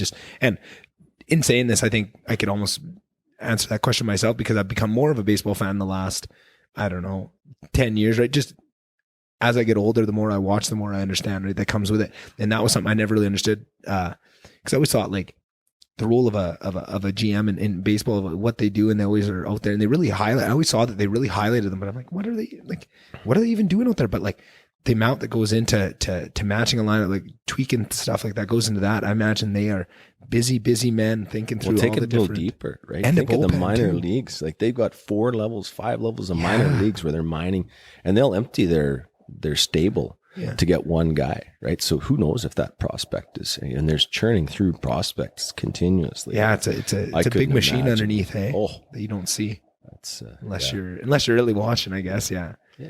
Well, how many? I'm curious to see what kind of fan you're. Like, how many levels down do you watch? Like, who's your team? Maybe I should start with that. Well, Red Sox, and I like for some reason lately I've moved over to the Dodgers. Oh yeah.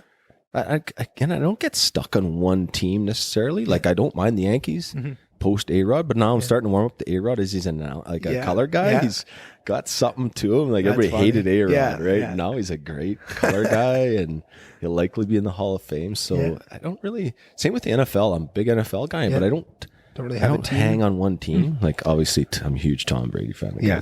Absolute goat. Right. So. And I do watch a little college to see the quarterback. I follow more quarterbacks and kind of interested to see who comes up to the college ranks. For sure. And that's me with every sport. Like, that's me every sport other than kind of hockey. Hockey, I have a team. Football, I have a team in every sport. But the less fanatical I am about the sport, the more I follow players, right? Which I think is a very natural thing, right? Like, that makes sense. And I think in baseball, I just don't know as many, right?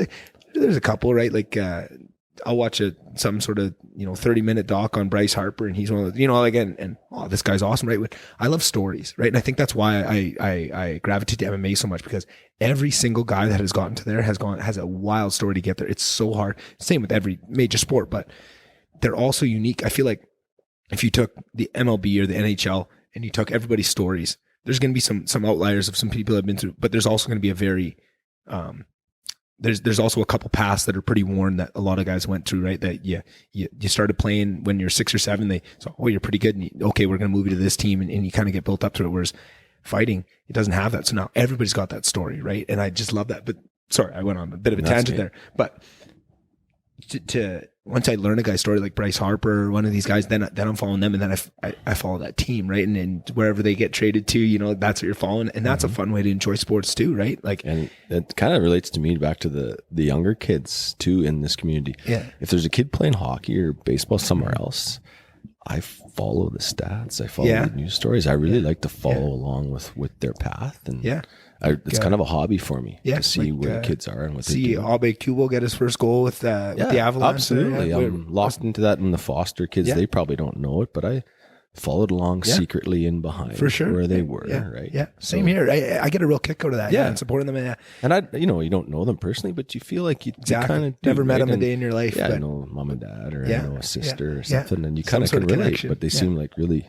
solid people. But for sure, it's just fun to follow along. For me. It's like a hobby. Yeah, right? Yeah. Oh, that's awesome. I really appreciate that, and I'm much the same way, right? Like or a podcaster.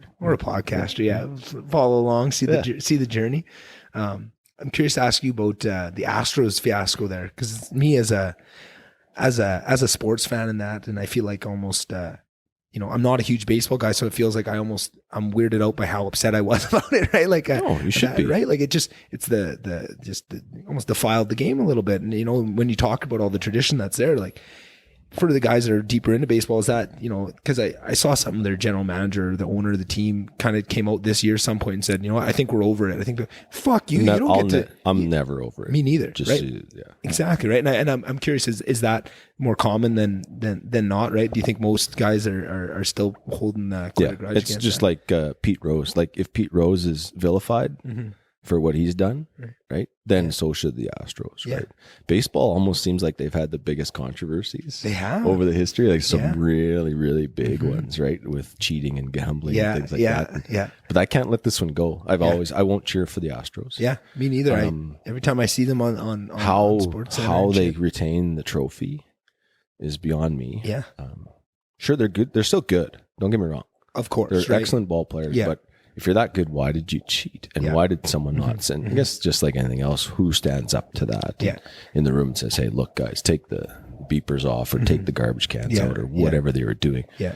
You'd be traded the fact that some of those players didn't get anything just because they came out with it is just, I have a hard time taking that. Yeah. So. No, I was much the same way. I just thought that is just so, how do you work, like I imagine I try and equate it to the NHL and listen to the guys on Chicklets talk about what it is to win a Stanley Cup and how hard they work and everything that goes into that. And it's their dream since a kid to go into that.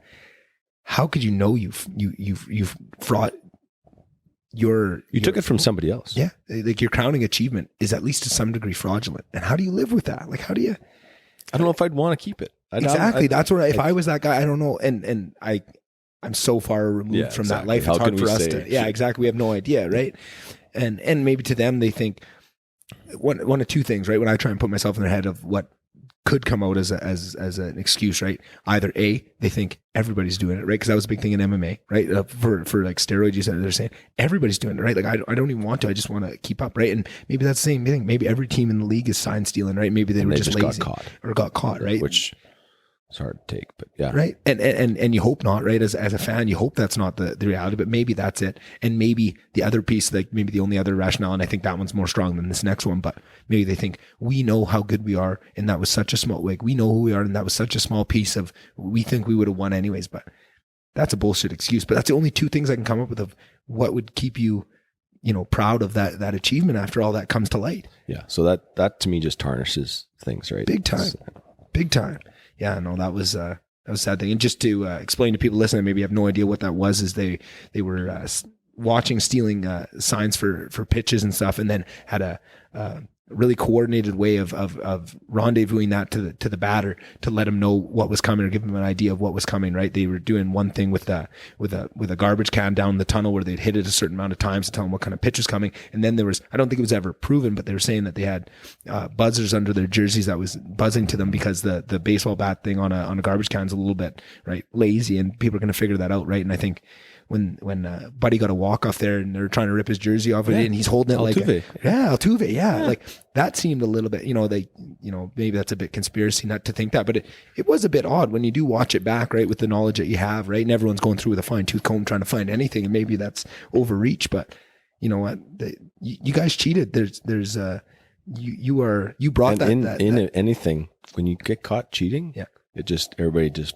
Yeah. And that microscope that's on you, that you brought that on yourself by cheating, right? Like, sure, maybe everyone's looking to find shit now, but like of all their achievements now, what are we going to think of when they think of the Astros? And I still do. And that's the thing, like, even when they went pretty deep again this year. Hey, yeah, absolutely. And I was thinking that the whole time, I was like, anybody but. Yeah, right? Anybody but. Exactly, right? And again, I've already said this, I'm not that, I don't care all that much. I just want to watch the highest level average achievement. fan, right? That would be their feeling. Yeah, it's just anyone but, right? But the thing that just pissed me off was, I don't know, again, I can't remember if it was the owner, GM or whatever, saying, you know what, I think we're over it this year, right? Fuck you to say, like, who are you to say that? Like, you don't get to decide. That pissed me off so much. I was losing my mind when I read that. That is brutal.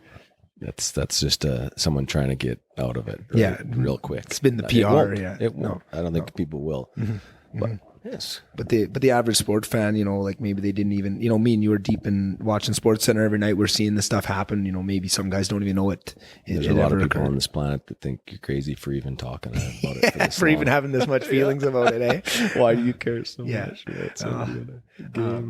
So then I knew sports was going to be one of the biggest things, and I'm sure we're not done sports there, and we're going to have a whole lot more to talk on that. But the other big thing I wanted to talk to you about was fatherhood. And I think we kind of through sports talked about that, but that's one of the biggest things now of just over the last probably 4 or 5 years, I see more and more of getting a little bit of wisdom and life experience to look back, and just how thankful I become more and more thankful every day for everything that Ingo and Dana did for me in so many ways. And it's just almost blows your mind how, you almost feel guilty of everything they did, right? And it's from love and that, but it's really got me at the point where I'm appreciating so much. I'm getting that bug. I want to have kids, right? I want to do that same thing, and I'm seeing like kind of what they got out of it too, and what it's like to.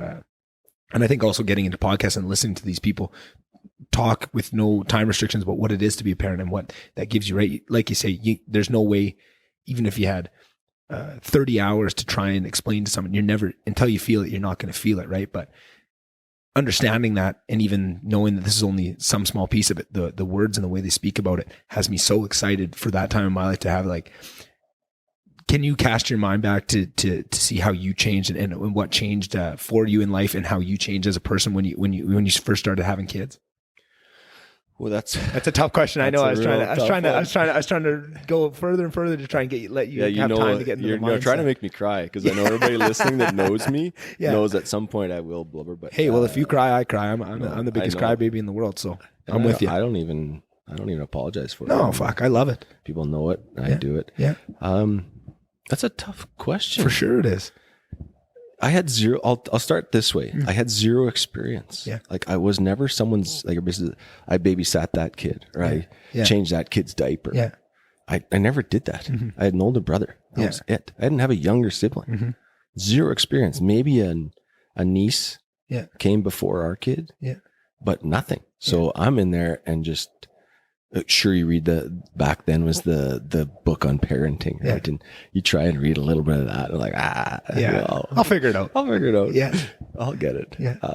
But yeah, you really wing it. I was winging it, but I knew deep down, you need to know deep down, you've got a base of how I feel people should treat others, right? Yeah. And how I'd want to treat this kid, and what you want to pass on, and what you want them to bring. And without getting too deep, I just wanted to care for that person. Yeah. And it's just immediate. It's crazy.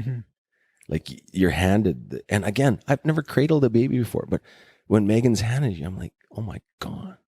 Yeah. This is nuts. Yeah.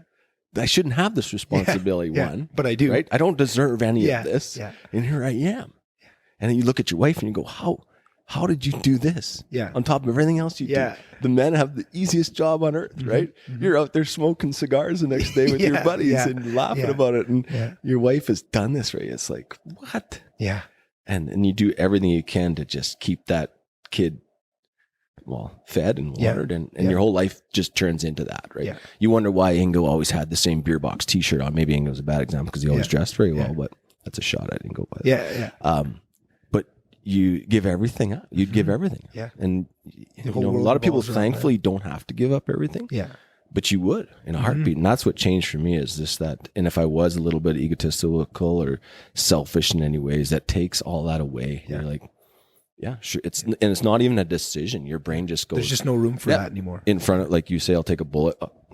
Everything is to protect that person and your family, and you do everything you sacrifice is for around that. To your parents tried to be successful to better you, and don't ever say guilty that parents sacrificed. No, it's not that at all. Don't feel guilty. Yeah. It's what they want to do. It's just what you want to do. I would say on the average parent wants to give up.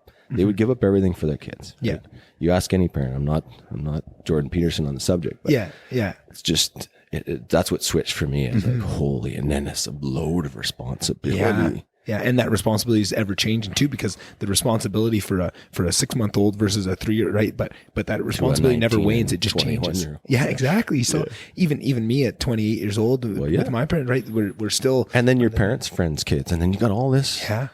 All this group of friends that have kids, and you're feeling what they're feeling through their hardship, and it's then after you feel that switch, right? The whole world changes, and it all revolves around your kids. I'm curious to you, when you see out in the world parents that maybe don't take that on, you see bad parenting on the world. It's tough for me, not even having said that, just knowing how lucky I was to have that. It's hard for me to watch these poor kids sometimes in the situations that they are. I would imagine that'd be a lot tougher for you. And did that change? Did you start to, the way you looked at other people's parenting, did that change once you understood that for yourself? Because I imagine once you realize how there's no other option, like you would do anything for this kid, and then you see someone that doesn't match that, like I feel like that would be hard to even get your mind wrapped around.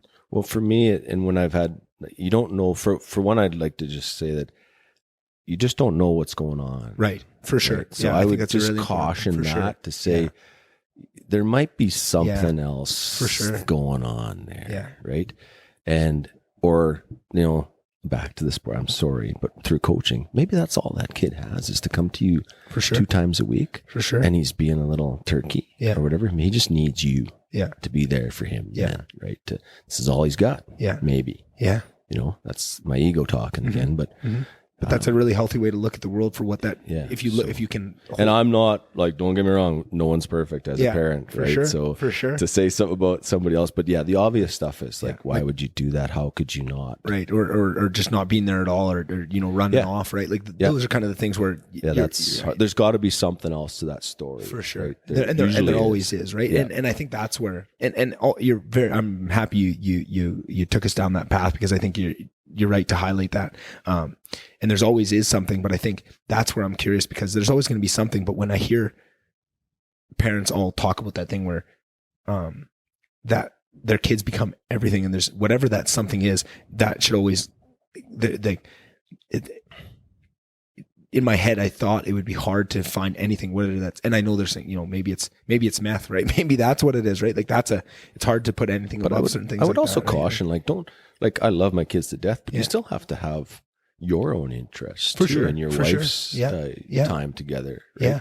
It can't be all, like, I think there's some to that, like you said, balance is where tipping is like you're living, through your kid, because you never got to play hockey at this level, or you never got to go to school. So you want to be there through every step of the way. Well, it's their time. Yeah. It's their time. And that's where you see, friction and or negative things start to manifest when it is that, right? I mean, you could probably point to a bunch of different kids that you can tell it's not their dream, right? Maybe it's just use hockey as an example that me and you both know. We both know a bunch of people that they're never going to make the show, and you won't bank on them. Not nobody, right? Like really, nobody does. It's the percentages. The 0.0001%, right? Like it's crazy things to set your mind to. But you see when that parent doesn't understand that and pushes on that, like what that does to the kid and what that does to the kid's relationship with them, right? Because they want nothing more than to make their parents happy and to live up to that standard. Well, but you're if it's conditioned not, to that, right? Jump, Nick. Yeah. Run, Nick. Yeah. Right. Ring the bell, get a little drool going. Pavlov's theory, right? Exactly. And that's this stuff is interesting to me, always has been, but it's becoming more and more so each year that goes by. I'm really starting to But your job as parents is to lay that foundation. Right? And beyond a certain age, that's where your responsibility never changes. But they're going to start, you're making your own decisions, Nick, but in the back of your mind, you're using the foundation that your parents, your grandparents, your friends, parents, and everybody gave you. Right? And to take that a step further too, is it's that foundation that your parents laid, right? And then laid on that's the foundation that the community of Slave Lake has laid. And then you back that up a couple more, and to bring Jordan Peterson kind of into it too. His thing is you're building upon these long held institutions of kind of what their parents and what built up those values. And a lot of it goes back to kind of that Judeo-Christian framework of do good unto others, right? Like there's all the other baloney and dogma that comes with it. But when you really break down what it is, like there's certain things that you're passing along, and to even you're discounting any of it by laying it all at the feet of one of those things, right? Because there's always another layer deeper you can go of where this stuff comes from. And just to understand that, and to understand that you're never going to be perfect, right? You're probably going to cause more harm trying to be a perfect parent than just to understand that, you know what, no matter how hard I work, right? Like even that, like I think that's something with this podcast of me being so open about these things. I talk about some of the things of, my relationship with my parents and things that I didn't like. And that saying that I would never want anything to change, but just how humans are adapted. We learn through hardship, right? And even if you live the most sheltered, perfect life, you're going to take on something, right? Because the worst thing you ever felt is the worst thing you've ever felt. It doesn't matter, whether that's being so, you live in Sierra Leone and you, at 6 years old, you get told here's an AK-47, you're going to go fight. That's the worst thing. Or the worst thing is getting your Game Boy taken away or whatever it was. It's still the worst thing to you. And that's what we take on. So you're going to have, no matter how hard you work, your kid's going to have some trauma. That's just how we grow to go into it, understanding that, not to try and make it so they don't feel any of that, but just minimize it as much as you can and make it so that it's things that they can overcome and grow from, right? And you're not, and you try and shelter them from the things that might be unsurmountable, right? Like nothing's unsurmountable, but we don't want to set them up to make them have to overcome a huge building block. But I think what comes back to that, again, I'm speaking for someone that doesn't have kids, so I take everything with a grain of salt. I do have kids, and right? Doesn't always make sense. Yeah.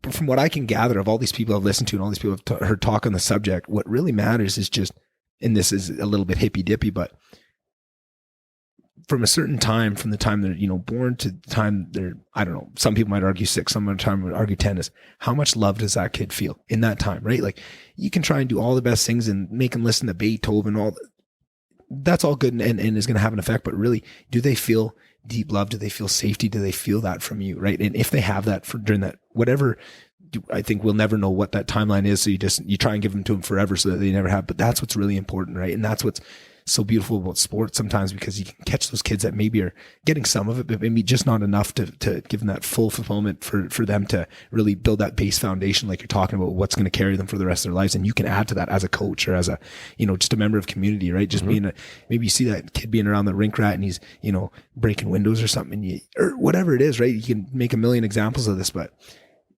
it's kind of a beautiful idea of just understanding when you break it down of all the complexities of, you need to know all the parenting books and how to do this and all that. But really at the end of the day, have those kids felt sufficient love? That's what matters. And that's, again, I say that with a grain of salt, not knowing, but from what I can gather from everything I've listened to on it, that seems to be, to me, what matters. Right. And I think if more people understood that would take the pressure off of them to have to know every certain thing and to do all these things, to just give yourself a little bit of a break, right? You're going to drive yourself crazy. Understand that no matter how good of a job you do, you're going to fuck your kids up a little bit. And that's in-baked. That's part of this whole thing, right? Don't take that on. Don't beat yourself up for it, right? And to understand that, right? And I feel like I'm trying to learn all these lessons to get myself ready to have a kid, but when nothing really, will prepare you exactly for it. Nothing. I'm never going to be ready, because you already have, though. That's the thing. I think don't discount yourself that, you're preparing yourself now in some way, just talking through stuff and mentally preparing yourself for it.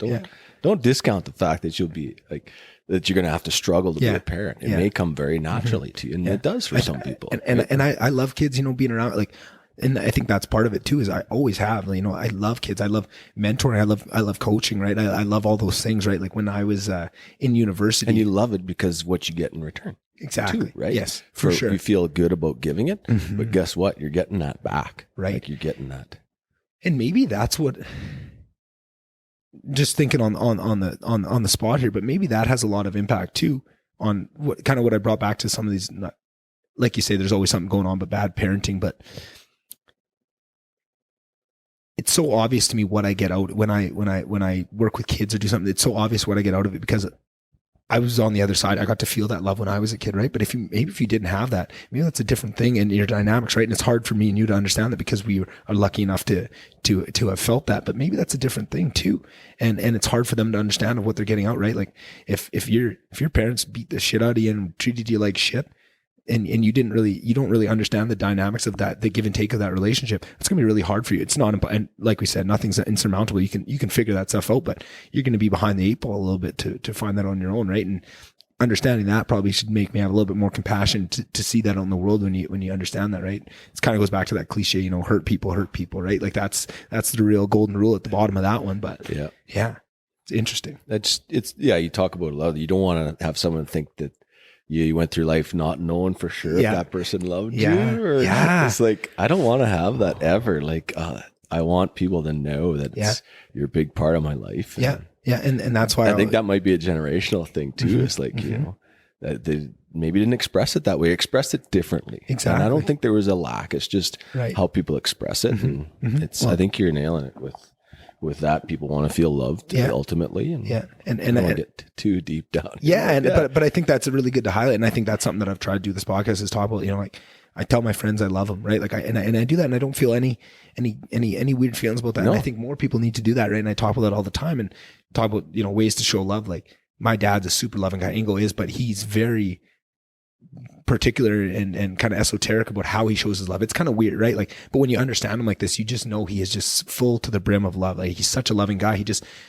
He only knows his way to show it to people, right? And I feel like some people, when they don't know him as well, he's a hard guy to read, but once you understand him, right? And I think that's what's beautiful about him too, is when people get to know him, right? And that's what sets out in the community the people that maybe don't know him that much and you got to get to know him, but you know somebody that knows him like that and they'll speak for him, right? Because they know, once you understand him, you'll get what he's all about, right? And I think that's so many people, and myself, I say so many people, but myself included, was lots of my traumas come from, I have a very particular way that I want to be loved, right? Like, and everybody does, right? And sometimes that doesn't match up and that can feel like a lack of love, but really it's just, it's just a mistranslation of love, right? And that's what I'm realizing as I get older. So many things that I thought were traumas, when I look back at them with a little more like, oh no, like what I was reading as a lack of love or a lack of empathy or whatever in that situation was actually, when you reframe it a little bit, was an overjoyment. Like they love you so much that's what's animating what they're doing, where you as a kid stuck in that very small viewpoint only see that, right? Like I think the key message you're trying to get is that don't misread. Like I'm I've learned in the last 10, 15 years, I've misread. Oh yeah. A lot. Oh yeah. A lot of times I've misread that whole situation. For sure. Everybody does, right? Because, and I think that just goes to kind of human nature and consciousness of this whole world is so crazy and you're navigating, you know, the only person that understands you is you, right? And everybody else is going through that same thing, but that's so hard to wrap our head around, that everybody has this just as fully fleshed out, fully, you know, ups and downs, traumas and triumphs that build up who they are. And you're trying to look at it through your lens when their lens is so much different, that if you're trying to apply your own thing and read your things into it. And that's what I find most interesting about people is that you have a whole different outlook than I do. Yeah. And we can have a discussion. We could learn from each other. Right. And if I find those characters so interesting, because that's why I love this job. Exactly. Because I get so pigeonholed or stereotyped to being a sports guy and all that sort of stuff. And that's your base. Right. Yeah. But I find it interesting talking to someone that's for sure.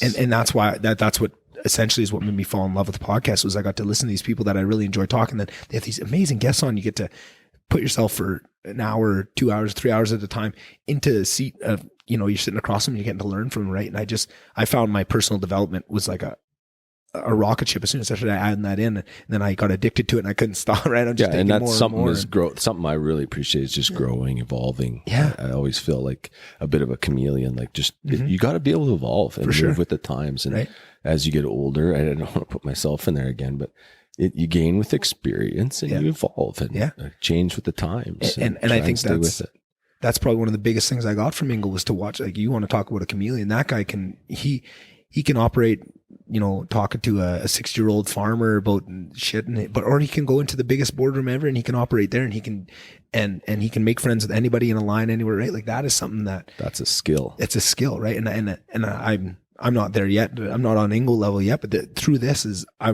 want to take, like, that's one of the things I love most about my dad. Like, that's one of the skills that I hold on the highest pedestal. And this is almost but I bet you he struggled with that hard. Sure. Probably still does. Probably. People think that, he's so good at it. But guess what? I bet there's somewhere in Ingo going, boardroom today. Yeah. My palms are sweaty. Yeah. You know, that rap song. For sure. Right? For sure. Yeah. Mom spaghetti. And like that's the funny thing. On the outside, you see this Ingo persona. Uh-huh.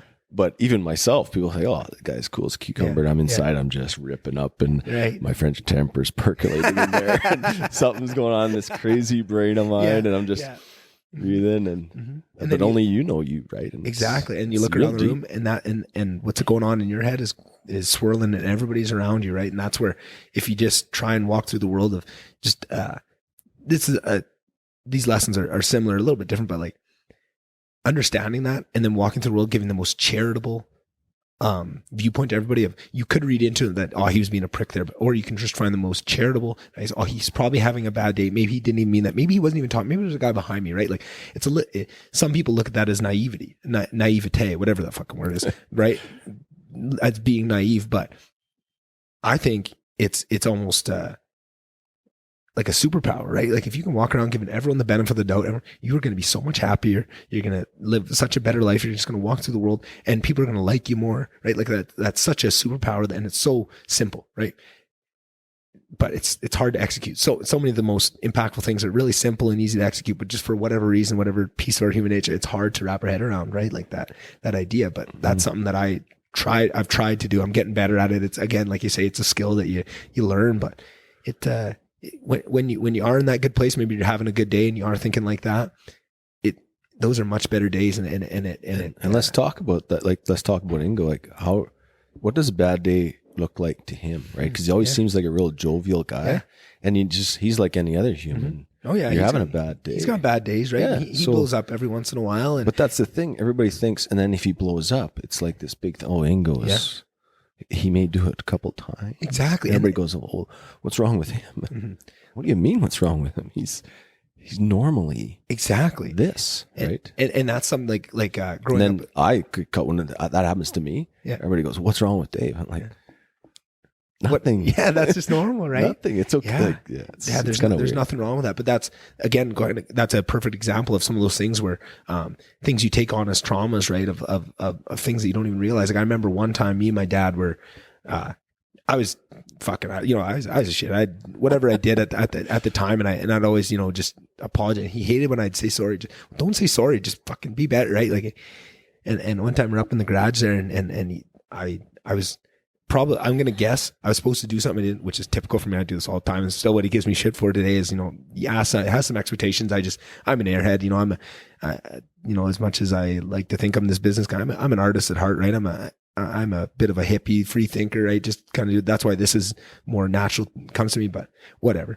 And and he's giving me shit for something. I say sorry. And he just takes a shoehorn, he snaps on the right, like, don't say sorry. It was so shocking to me right? But to hear him blow up like that, and I picture it perfect because it was, but that was so rare, right? Like, when I look back, that sticks out so brightly in my mind, right? Like that, but that was like the most rare occurrence ever, and he was so patient with my idiocy so much, right? Like, when you, with a couple of years experience, you look back on that, it's like, it's amazing he didn't do that twice a week, right? Like that and almost it almost speaks to him, the fact that is that highlighted to me, that it was that rare. But again, flip that around. Yeah. What would you say if you were Ingo in that situation? Yeah. I probably would have lost my mind 10 days earlier. Right? It wouldn't have even built up to that point because I don't have his. What would you say to a young Nick? Yeah.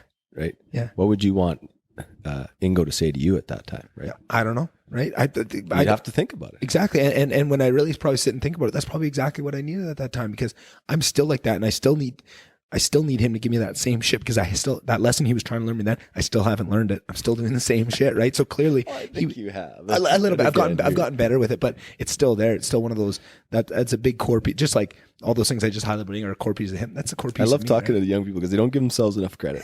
Like, you guys are just, don't be so hard on yourself. Well, I just like your parents' unconditional love, right? Yeah, just for sure. Don't be so hard on yourself. Yeah. Don't discount yourself. Yeah. I don't know why people have this human nature to discount themselves. Yeah. I don't know if it's been you can't. I don't know what it is. It's I think give yourself credit. Like, and it's a tough world. Like, for kids your age and younger, the resiliency is ridiculous. Yeah, like right. Even this community, the stuff that some young people have gone through here.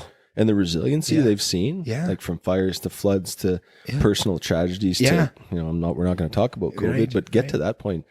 A little more easy for adults maybe to take, but the kids are so resilient. And so, and really, I give them a lot of credit. And it speaks to we've highlighted, some of the darker parts of human nature too, but the resiliency that is inbuilt to us, comes from thousands and thousands of years of evolution and going through hard shit, right? We are built for that. I think life gets so easy sometimes, right? Life is never easy, but comparatively to a couple thousand years ago, it's so easy sometimes that it's you forget what we were built to do and how, like, what is within us, like what the wealth of the capacity that every single person has, right? And it's just how you tap into it and what situations are gonna. And that's where a lot of I forget all the modern parenting terms, but I don't even know what helicopter means, but the bulldozing parent, like, you want to push all that stuff out of the way so your kid has a free path to walk. And I think that's what that means. That is exactly. Which I don't know if, and I've made that mistake of trying to do that, which may not have been the right decision. Yeah, and sometimes you got to learn that lesson on your own, for sure. And my parents did that too for a lot of things, right? And I think, and again, I internalize that, and you're probably right, I'm being too hard on myself, but just as when I think about it, I'm sure if they hadn't done it, I would have figured it out. But it feels like because it didn't, it feels like, oh, thank God they did that, because I wouldn't be able to handle that, right? Like maybe an example of that, like when I was in grade 11, applying for universities, right? Like, my mom pretty much did that all for me, right? And like, that's probably something I should have done, maybe, who knows? But the fact is, if she hadn't done it, I probably would have been lazy and just never done it and would have, not got in or whatever it was. But certain things like that, it's finding that balance, and it's six of one, half dozen of the other, right? It's just about which way you look at it, and never. As you know, you've got a sibling. Yeah. One needs different than other. And it's amazing how they come out completely different. Completely different. Different shapes, different everything. Right? Yeah. So what might work for one, you've got to call an audible. Yeah, exactly. Reference, yeah. And do something different with one than the other. Yeah, the requirements are. And it doesn't make you as a parent, oh, geez, I wish. You never say, oh, that kid should be more like so-and-so. That's the worst thing you can say, right? So just trying to find who is in there deep down, and just try and do whatever you can to try and just set them up to succeed with whatever they're going to be, right? Because you're right, that does come out, that's out of the box, right? They have that in them. Predisposed, right? And I think that, not to get too deep down my path again, but I think that's one of those things where I think out of the box, I am this kind of artsy. I'm more of a comic than I am a businessman, right? And that doesn't mean I can't live in that business world. I think I proved for the last 4 years, and I'm very proud of the work I did, being able to, walk into those meetings with Suncor and comport myself with all these 40-year-old men. And, this might be my ego talking, but it felt like I'm talking circles around these guys. And, and I've even had, other marketers come and say, wow, that was, like you talk, and I'm proud of that, but that's not who I am. Deep down, I feel like I'm forcing myself into that, and I enjoy putting that on sometimes. But I think that's part of survival mechanism for sure, right? And it's that chameleon. I can same way Ingo can. I can go into any of those, and I feel like I can succeed in any of those. But when I look at that takes something out of me. I have to, I have to kind of ramp up for that and to put that persona on, and it kind of drains you. Whereas this, just being natural, this fills me up. I enjoy this, right? And if I can, that was a big realization to try and find. You know what? I don't have the kids. I don't have the responsibilities, and I have the opportunity right now to try and make something of this so that I can have that enjoyment and make me money and make that be what I pursue. And that too will evolve. Exactly. And it already has. I'm sure if you look back on your first podcast, for sure it has. Now for sure it has. You got these local boneheads like me on, and it evolves into something quite different from the start to the end. But And to know that you're always changing and to not get too caught up in who you're trying to be today, because it's going to be different tomorrow, right? Like all these things are just things that everybody kind of knows deep down, but it's hard to keep them in the forefront of your mind when you need them, right? It's so easy to slip back into those old patterns of just, reading too much into something or overthinking. Oh man, we could do a whole podcast on overthinking here. I'm sure.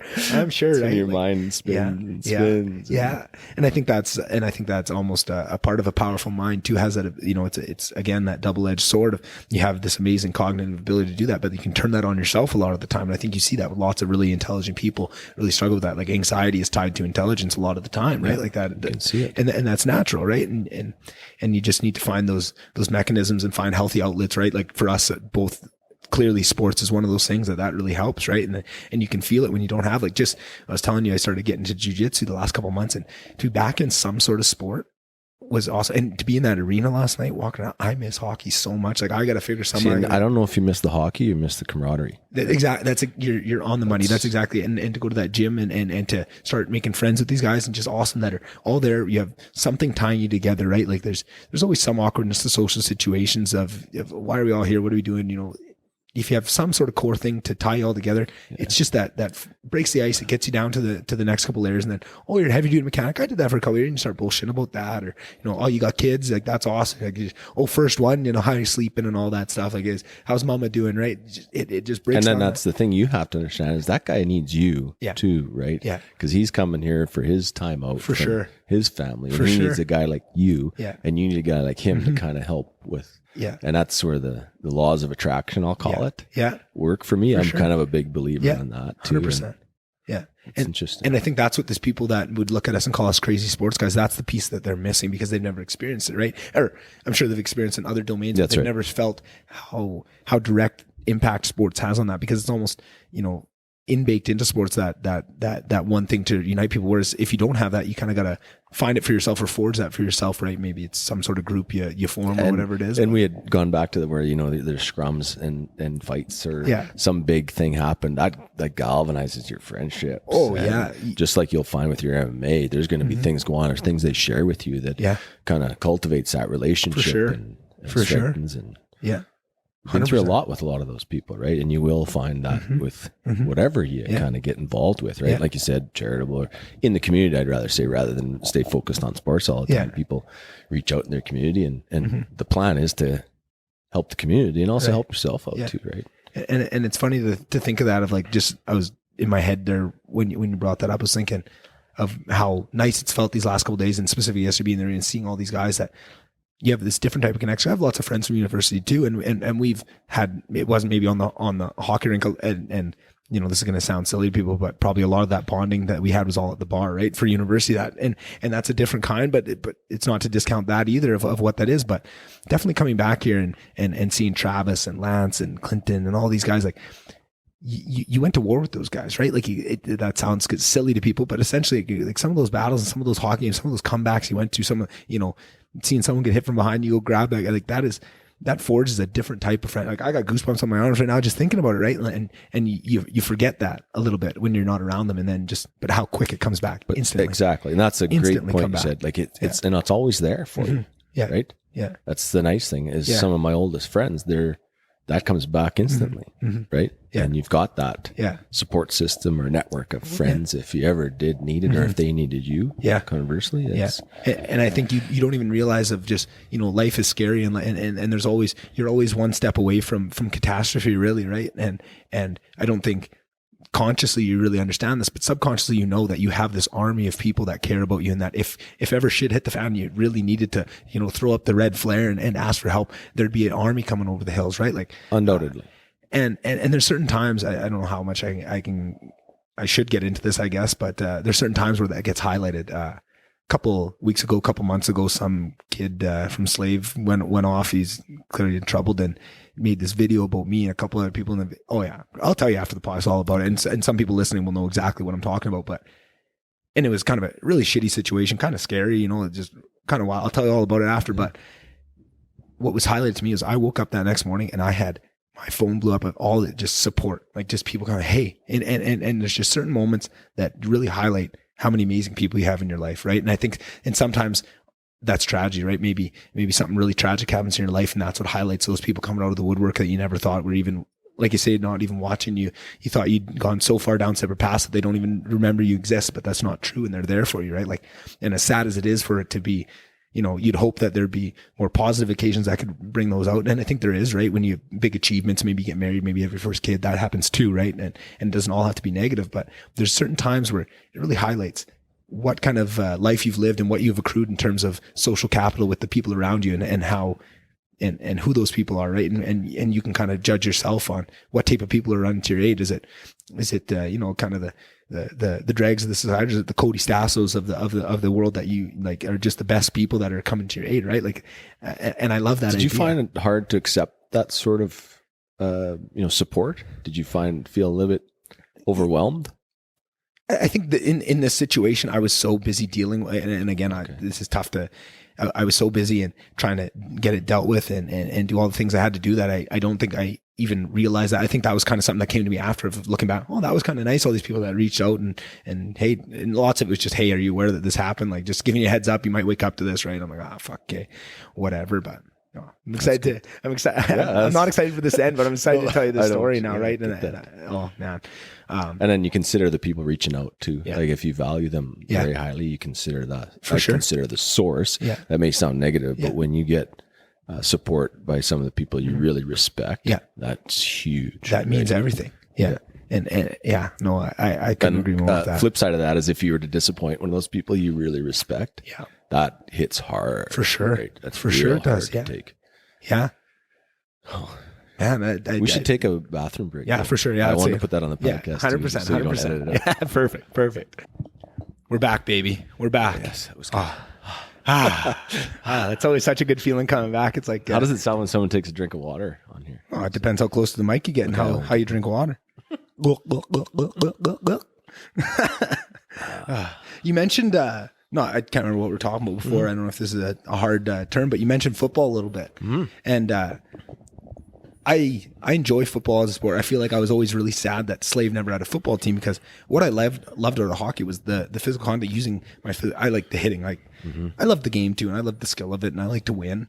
But for me, and I think this comes from my dad too, is when we'd watch hockey when he was little, he always loved hitting, right? So I internalized that probably a little bit too, of, that's what my dad likes, that's what I'm going to like too, right? And whenever we'd watch hockey games, right, we always liked Marc-Andre Bergeron when he was on the Oilers, throwing hip checks and shit, right? Like, that was always what we enjoyed out of hockey. But I always think, like, man, I wonder if we had something like football or crossing another contact sport, like how I would have enjoyed that and what I would have got out of that. And it's almost made me sad that Slave Lake didn't have a football team. And then a kid I went to school with in university, he was in Lister in residence with me. He was in ed and got a job at Roland teaching. Now he's trying to start up a football team here. I was thinking, fuck, is that awesome, right? Like, that's awesome. His name's Taylor Holm. He's a great, actually just saw him at the rink yesterday. Cool. Nice to see him again. But I just thought, what an awesome idea. And I'm curious to you of, obviously we've already highlighted the things you get out of sports, but I think you get a little bit different things. You might get a little bit different thing out of baseball, out of hockey. What do you think football did for you that maybe was different from the other ones? Like, what do you think highlights the impacts of what having football in a community does? For me, it was just any sport I could play. The ones I didn't play well, I didn't, like you said, wasn't really interested in. So we had played a little football in the back 40, we'll call it. My brother and I. So he kind of sparked that. He was a pretty good football player. Yeah. And we were at the real infancy of that program in the community. So we were, let me just back up a bit, awful football players. Fair terrible, enough. but still get to play, right? Yeah. So we'd get beat up, maybe win a game or two a year. But so for everybody listening, awful football player. So it makes it sound like you played football, but it was so terrible that can you really call it that? All right. But what I liked about it, and you touched on it, is you can walk through a high school and kind of pick out the people that would be stereotypical, let's say a hockey player, a baseball player. Yeah. Football, I think, broadens that a little bit. Like, we had two guys, we call them Milo and Silo. Yeah. Big boys from Two Hills that came to play and loved football. You know why? Because they didn't play any other sports. Yeah. And they were built to be an offensive lineman. Yeah. And that's not offensive to anybody. That's just who their body shape was at the time to physically move people. And that's what you need on a football team. You need all kinds of characters. Brings more people in. You need a wiry, quick guys. You need, absolutely. Like a guy in hockey at a certain point, right? Like the roles are so like there's forward, there's defense, there's centerman, but really the difference between a D-man and a centerman is nothing compared to, you know, an old lineman and a receiver, right, in football. And that's interesting to look at it that way. Yeah, it really widens the door. Like you could right? walk through the high school and say, hey, Yeah. what are you doing right now? Yeah. Nothing. Do you want to try out for football? Yeah. You are a massive human being. And Yeah. I've never thought about that before. And once they get into it, it's a highly addictive sport. For sure. For sure. Because that's the one where when I talk about it, everybody's got to be on the same page. Mm-hmm. Like if guy pulls to block the left side from the right side and doesn't do that, your running back is likely going to get murdered. Yeah. Right. Or if the play is successful, it's because everybody did their block. Yeah. Right. In high school and those small communities or whatever, high school football is a lot of run based stuff. So it's centered around that. So if it doesn't work, that was something that I really was misunderstanding about football. I was never a huge football guy, but then my best friend Chase, I already talked about, and then our third amigo Fraser, who's been down in the States doing chiropractor school down in Oakland for the last 4 years. So I haven't got to see him much, but he's a huge football guy. So he grew up in Yellowknife, never played football, walked on, played for the Golden Bears, right? And I didn't know that. I always thought, like, I knew he played and stuff, but I just never heard until after, right? And I didn't realize that his dad had played football in university, and I think it was Xavier or something out east, and that was always a part of me. He wanted to do what his dad did and just went and tried out, right? That was part of his, and real shitty story. I've actually had him on the podcast before, so people might have already heard the story, but the university really fucked him over, and the residents really fucked him over, got him kicked off the football team and hell listed from Lister and stuff over something he didn't even do. It's just because he signed in a guy to get into the residents that ended up breaking a door or something. But they were on such a rampage that year to get rid of all these guys because he was part of this certain friend group, and he's the nicest, like wouldn't hurt. Oh, and still, that's one of the reasons I despise the U of A to this day. Like I love them too. I have so much, it's a love hate, but like that's one of the big things of like, if I wanted to, ever do something with the U of A, in the future, I'd probably say, well, I would love to, but I expected a written apology to Fraser Oliver first for what you guys did to him, right? Like that's one of those. If you're to get specific, right? Look back in your archives. Fraser Oliver. Yeah, exactly. I want something written down. That's what and then after that, we're all good. Then we can start this conversation. Yeah, exactly. Where was I going with that? Oh yeah, but that was something. So then starting to hang out with him and Chase, I love sports. They love sports even more than me. They kind of even like took my sports loving to a next level, like listening to them. And that was what I found. Like I could ask, I ask a million questions, right? When I feel comfortable to. That's why I love coming on here. It's almost forcing people into a situation where I'm allowed to ask all the questions I want to ask, right? But we're just good friends, so I could do that anyway. So they're starting to explain basketball for sure, right? Like I never really enjoyed basketball because I could never really understand fully the last couple minutes of a close game. I didn't get why, and they really broke it down for me. And then my love of basketball went up huge after that, and my enjoyment. Same with football. And one of the biggest things that you already kind of touched on, but I didn't understand that Fraser really explained to me was how much of it it's an orchestra of those players. You have all these different players doing all these different things, and if one thing breaks down, the whole play fails, and everyone depends on everybody equally. And that's such a cool idea because in hockey, it's less. There's a bit of that, but one good play, Connor McDavid can grab the puck on the offside dot and walk through four players and score a goal, right? And I guess maybe in football you get a little bit, but not really. Every play, no matter how much it looks like one guy is doing it all. Well, and you've seen Tony Romo, like he describes that. I love listening to that. That's guy. Incredible. Break down. That is incredible. Too deep defense. I'm like, what are you talking about? But then he circles and I'm like, oh, okay. Yeah. And if he goes here, it's like safety's got to go there. Yeah. And it's like he's it's like he's got a magic 8-ball or a crystal ball. Like he's seeing these things, but it's he's just reading the defenses, right? Yeah. And he knows if this happens, do this. Yeah. To us, it looks like a bunch of guys on the field. To him, it's chess. Yeah, mm-hmm. Exactly. Right. And he sees all the different formations, and he's seen then the thing is, you got to play the play. You still got to be able to and a million different things can go wrong. Yeah. Someone can trip on a banana peel. But as a young, skinny high school kid, it's tough on physically. That's why there's so many players. I think is because so many injuries and it's so physical. It's it's tough. But another thing too that I was thinking when you're talking about having a place for these bigger guys too. Huge. It's not only that too, but I think almost the same for smaller guys too, because in hockey, we got to see, right? Like my best friend growing up, Clinton Miller, right? Like he grew later on, but for a time, there was a time where he was a really small guy there and everyone kind of grew around him. And he was at a real detriment because like I was saying, where football has different rules for different type of people, you're a left wing, doesn't matter if you're 5 foot, 100 pounds, or, like me, that was a pretty big kid pretty early and got to, lay the body a little bit. Like right? you had middle linebacker written all over you, right? Yeah, Like exactly. Right? End or... But what's cool about football is even if that starts to happen, everyone goes around you, but you're still quick. Yeah. You could be a receiver, right? There's roles for all these different body types and all these different, that's kind of the beauty that I think I was definitely missing. I never understood that until you kind of laid that out for me. That's another beautiful piece of it, right? That it's a little bit more inclusive. I mean, that word's been so... yeah, and a lot of guys didn't play football because it kind of overlapped with hockey, and they're worried about getting hurt for hockey. For sure. Yeah. I can understand that, but it's something I can too. Yeah. Really enjoyed. It was fun for a couple. You never took it any further than high school, which is probably due to the lack of ability. Yeah, well... not the desire. I'm curious of all the sports you ever played, and maybe I'll ask this question again, bring coaching into it, but of all the sports you played and all the different places you played them, what do you think was the highlight of whatever you demarcate that of like the most competitive or the most fun? Like, what was the best for you? Like, what would you look back if you could live one more year of your sports career over again? What would you do? What sport would it be, and what team, what place?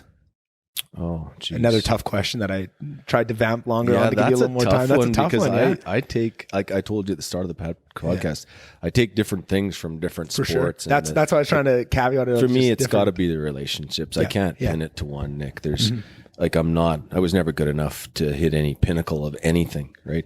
I pride myself in being an average on a lot of sports. Yeah. But no, to me, it's all the relationships. Yeah. I can't say, we've gone to a couple provincial tournaments and as a player and as a coach, but to me, it's all the stuff around it. Yeah. That I wouldn't say, one team was better than others. Right. Right. You're getting different things out of different ones. And then probably because my memory on the earlier days. Yeah. A little foggy. There was a really good bantam team I played on back in St. Paul. It's sort of the coaches were really good. The players, it's sort of, again, that's some of the foundation stuff that kind of led me to kind of follow those coaches as how they handled people. Do you, like I said, that was a tough question to answer for sure. If I would have asked that question differently and added the coaching experiences into that, do you think, even if you couldn't pick one, do you think that would you'd be more likely to go back to one of those coaching experiences and have that again, or do you think it'd be playing? Coaching. You think it'd be coaching? Hey, that's interesting to me. Well, think of it this way, and I'll throw the teacher card because I've learned everything that through relationships from Vicky and her teaching experiences, but. Think of the impact that they've made on me, and hopefully I've made an impact on some young people too. Yeah. But think of teachers. They do that every day, every year. Well, your wife taught me grade 1, right? Exactly. And when I look back, and your mom, like it's just think of the impact, and they just do it as a career. But it's like, and I've told her that on her birthday recently. I said, "You guys get to impact. Like I know what I feel from coaching." But the impact you guys have, and some people in certain jobs or volunteer work, how the impact they make is just out of this world. And if I get that little bit, and if that's what it was, I would have to say coaching. Yeah, and that's more rewarding than anything else, really. And it's funny when you say it, because like when I look back on teachers, and I haven't released this episode yet, but I had Mr. Fisk on, my old high school math teacher, right, and junior high too, and really interesting conversation to have, and interesting to kind of cast my mind back to that cast of characters and the teachers that had impact and stuff. And looking, it was kind of I was a very particular kid, and I think I brought this on myself if I maybe was a little bit further ahead than a lot of the kids, so I had a different relationship with some of the teachers, but there was only certain ones that were impactful to me, right? And some of them were or that's not the right way to say it. There's only a few teachers that stick out in my head that are very memorable to me, right? Of like Mr. Carlton, Mr. Zimmer, right? Mr. Fisk, right? A couple of these people that did that, and then goes blank. Like I'm trying to remember like who my teachers were in anything going back, right? Of trying to remember even like who my teachers were at certain points. Like I remember I had Miss Gramiak at one point, but then I get back to Mrs. Lafrance, and I remember that, and it's so hard. She had such an impact that I remember that all the way back to there. Whereas all the other ones, I only remember the more recent ones that I was more of an adult with. But like, I think that speaks to how much of an impact it had, right? Like, and imagine being Mr. Lafrance in that. Yeah, version. no how shit. Yeah, you are a lucky like, man. I'm lucky famous man, just because she is. Yeah, it's. No, I think you can go on about that for sure. I'm sure we could do a full 3-hour podcast. She probably deserves it. You should get her on here. Hey, I'd love to. Yeah, she's. Can you imagine the stories that would come out of her? Just remembering back a little grade 1 me ripping around, hiding under tables and shit. That would be fun. Okay, that's Vicky. That's a challenge. Yeah.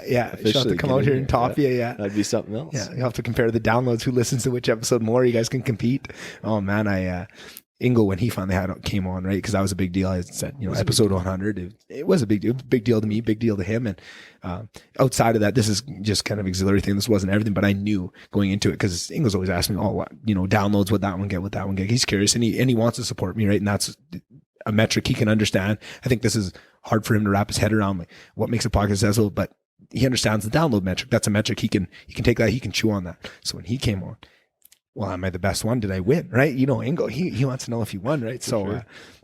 And sure enough, he did, right? And he's probably the most downloaded one I had, and all that. And he was very proud of that too. And then I just had Ashley Severson on, and she told her story, which is a wild story. And it had, it got a lot. And I didn't think anything. He goes, well, did it beat me? I said, oh shit, I think it did. So now you got to get back on. That was the competition, but it's just fun to watch him. I think as much as I enjoyed that conversation and getting to have him on, I think watching him, how much that meant to me to watch him be so excited over something that means so much to me was just awesome. Even if we never even got to do it, just to see the build up and how excited, episode 9, it's getting there. To see him be that excited over that, like that meant so much to me. That was almost like by the time we got to the podcast, I was already got so much out of it. Like it was a bygone conclusion, right? Like just he's absolutely proud. Yeah, exactly. No matter what, I've seen outside of criminal activity, how proud you are of your kids, right? Yeah. So it's a tough thing to harness for him, I'm sure, but it's just a sense of pride I'm sure he had.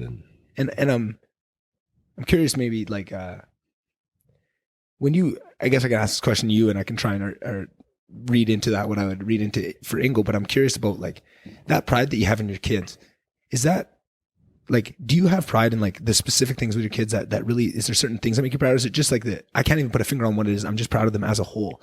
Like I'm curious, because I was wondering, like I was trying to think of that, of like that pride that Ingo so clearly showed of what that is. And I was trying to think of like, what is it about that makes it proud? Or is it even just, it's too general than that to even say? I think you're right in this very general terms. Yeah. Like you're more proud of the person that Nick's become, right? And that he's stuck his neck out to really challenge himself. And I think that's, some people think fame and fortune, right? Yeah. And I can't speak to that because I have neither one, right? So people, just look for something that it's overall, it's a general pride thing, right? That you've raised a responsible human being, and one of the favorite sweatshirts my wife has is be a good human, right? Yeah. So just having kids that are good humans is such a like a heartwarming thing for a parent to see. Like imagine like seeing you and Courtney doing what you're doing. And so they're just I'm sure I don't even have to ask. Yeah. I know. You can tell they wear it. Yeah. Right? You just look at someone and what do they speak of, right? For sure. They speak of their kids and they speak highly of and they just bursting to say, just ask me about my kids. If you want another podcast, just ask me about them. Right. I'll go on for hours about them. Right. And that's what parents likely want to do. Right. Yeah. And that's kind of what we started this whole conversation. I mean, started with sports, but I love, that their whole world shifting to, it revolves around them, and that's the value system. And that's where your pride comes from. Right. It's and this is it. Right. Yeah. I get to that changed. Something tragic happened, and I was kind of grumbling going to practice, and someone said, man, you get to do all that stuff. And I got to do it, or I get to do it. I get to spend this time with people. And I'm so fortunate that way. Like you get. Yeah. And that's such a small mindset shift, right? It's everything. It's everything. And again, I'm stealing, I'm learning from other people, but you get to do stuff. Yeah. Right. Yeah. It's not a drain. For sure. You get to hang out with Nick and do a podcast. Yeah, you're saying, you don't have fame or fortune. I said, well, not before the podcast. Maybe once this release. Yeah, who knows? Maybe on Rocket Ship. Could take off. I really don't. Maybe TSN will be calling you as analyst on the desk there, Dave Lafrance. Absolutely, I would love to. You get you on TNT with Biz Nasty and Gretzky there. Holy man, I haven't even watched it. Have you been able to catch, or is that only in America? I don't know. I catch little bits on Twitter. Me too, of the clips and shit. Did you see the live interview with? They were doing Matthews during warm up. No, I missed that. He was doing warm up, and they're interviewing him. Oh my God, that would be cool. Priceless. Stick handling and talking, and they take it. Some guys are just genius that way. They'll take it to the next level. And why wouldn't we do that? Why wouldn't you? But I think before CBC would pull him over and have a little thing, and they'd flip a puck. But he's out skating around, mic'd up. That's perfect, right? Yeah, and it's such a small little thing, but it's so for the fans that are so used to the same old thing. Even old dinosaurs like me, right? Yeah. Going, you're enjoying. Why didn't we think about that back in the 80s, right? And that's the double-edged sword of tradition, right? Like, and I think baseball is one of the biggest places you can highlight this. Is there's a lot you get out of keeping things the same because you don't know what you're giving up to change those things, right? And it survived a long time, and it's good, right? There's a lot to that, but then there's so many new opportunities. If you stick too hard to tradition, there's so many things you're missing out on. And I think with hockey, and once again, everybody take a drink, but I think the biggest impact on that was when Spit and Chicklets came on the scene, and this idea of what a hockey player had to be and kind of the media persona until you retire, it threw that all on its head, and it's really highlighting these amazing personalities. I think hockey of all sports has the best personalities in it for whatever it is. They're good guys. They're good guys, right? Yeah. And there's shitheads too, right? There's as much as, you know, the term hockey culture has been dragged through the mud the last little while, there's good and bad. And that was always something that I struggled with a lot, because as a hockey player, I loved hockey, but sometimes I struggled with hockey players, you know, like, and I was one too, but there were certain things. It's not the be all of end all. Exactly. But and the guys that were so hot shit on thinking, you know, like what people think of that typical hockey player that does those typical things, right? Like, and kind of gives it the rest of us a bad name.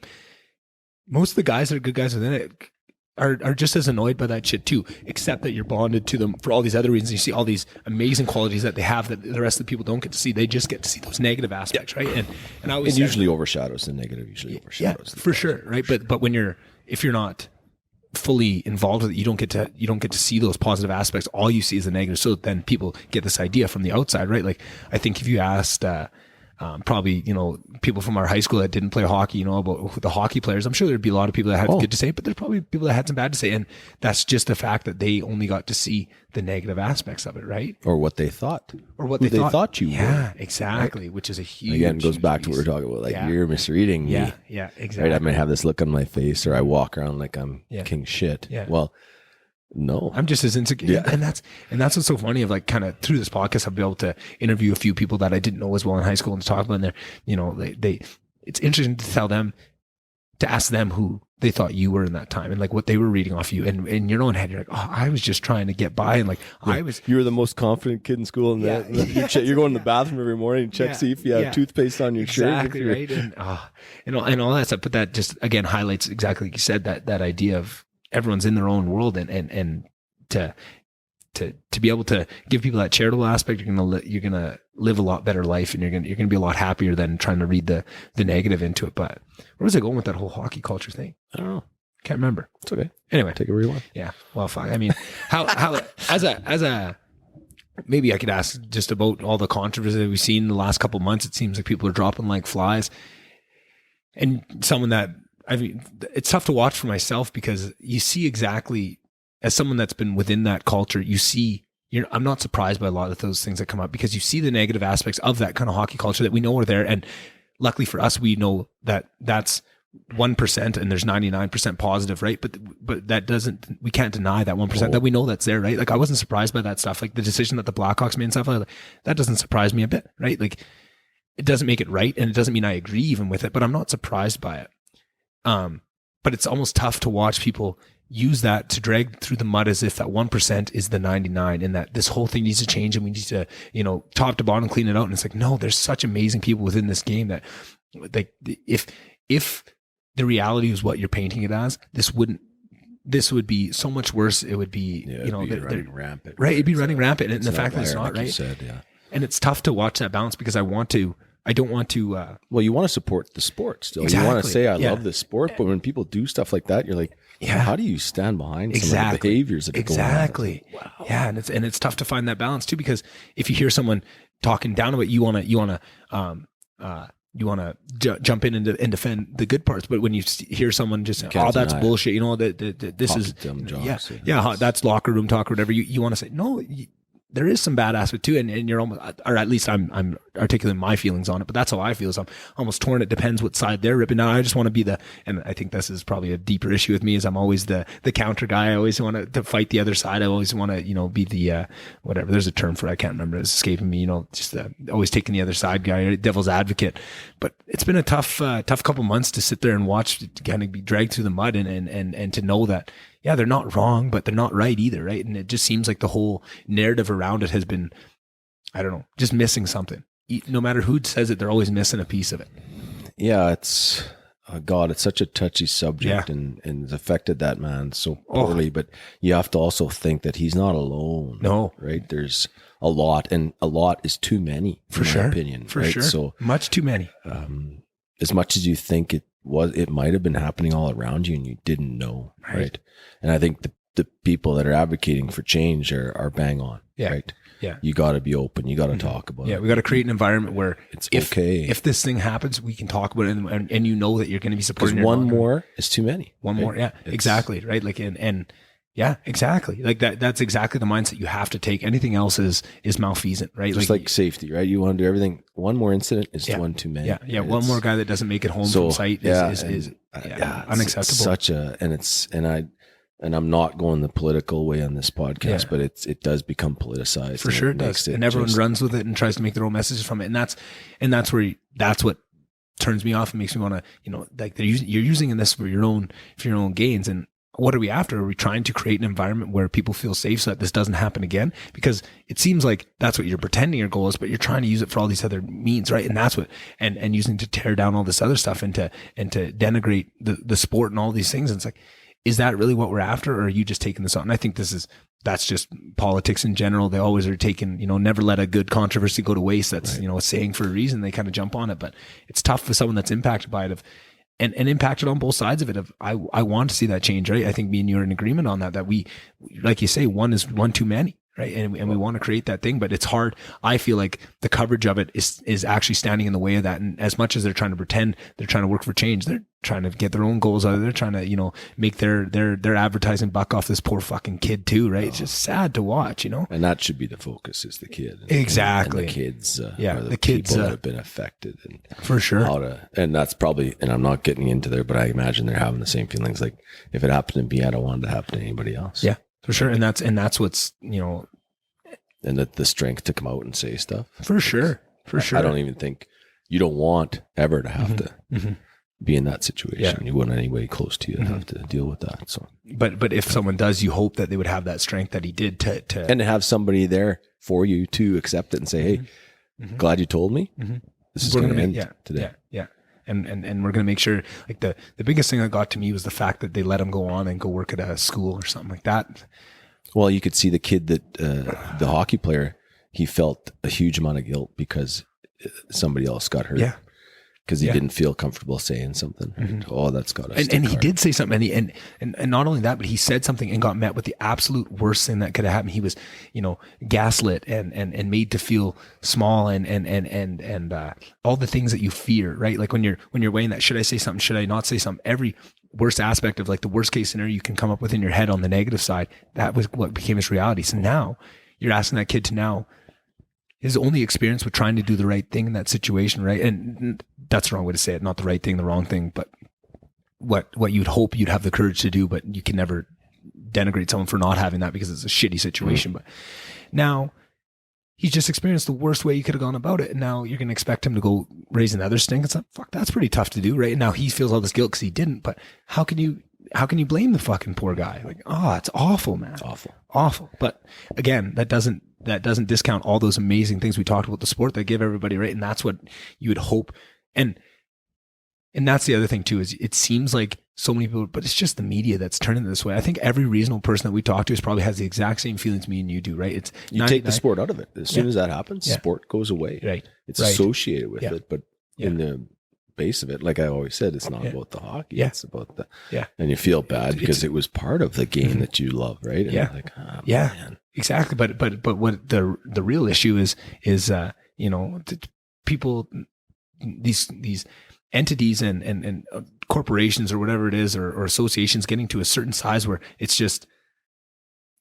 decentralization of responsibility, right? Diffusion of responsibility is actually what I meant to say.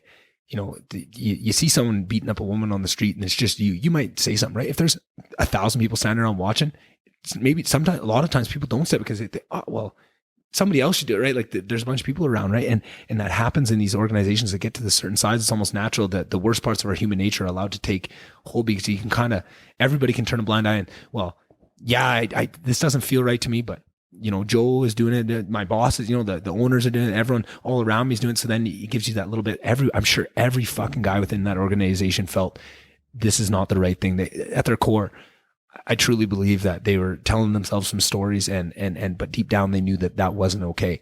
But it was everybody else saying that it's okay. And that's what needs to change, is to understand, like, it doesn't matter how many people, if something isn't right, it's not right. It doesn't matter if every people are going to turn a blind eye to it. You need to recognize that, right? And I think that message is getting across. I think that's, as much as there's all this negative stuff talked about, I think this is a huge moment for change, and hopefully it will. I don't think it eradicates the problem altogether, but at least it's a big step in the right direction, right? Of people becoming cognizant of these things, and hopefully creating a better environment for these people, for the next guy that can hopefully be met with a little bit more, a better situation when he does do the right thing, right? And I think you hope that that's going to happen. But I think you're right that has nothing to do with hockey, but it's more to do with the realities of human nature and at scale, huge corporations or entities like that. Like, that's natural, and that happens that could have happened in a boardroom, right? Where it is. Yeah. It is happening, right? Is. Like, it's just a different, arena. Yeah. A different no pun arena. intended, Yeah, exactly. right? Exactly. But it is. Yeah.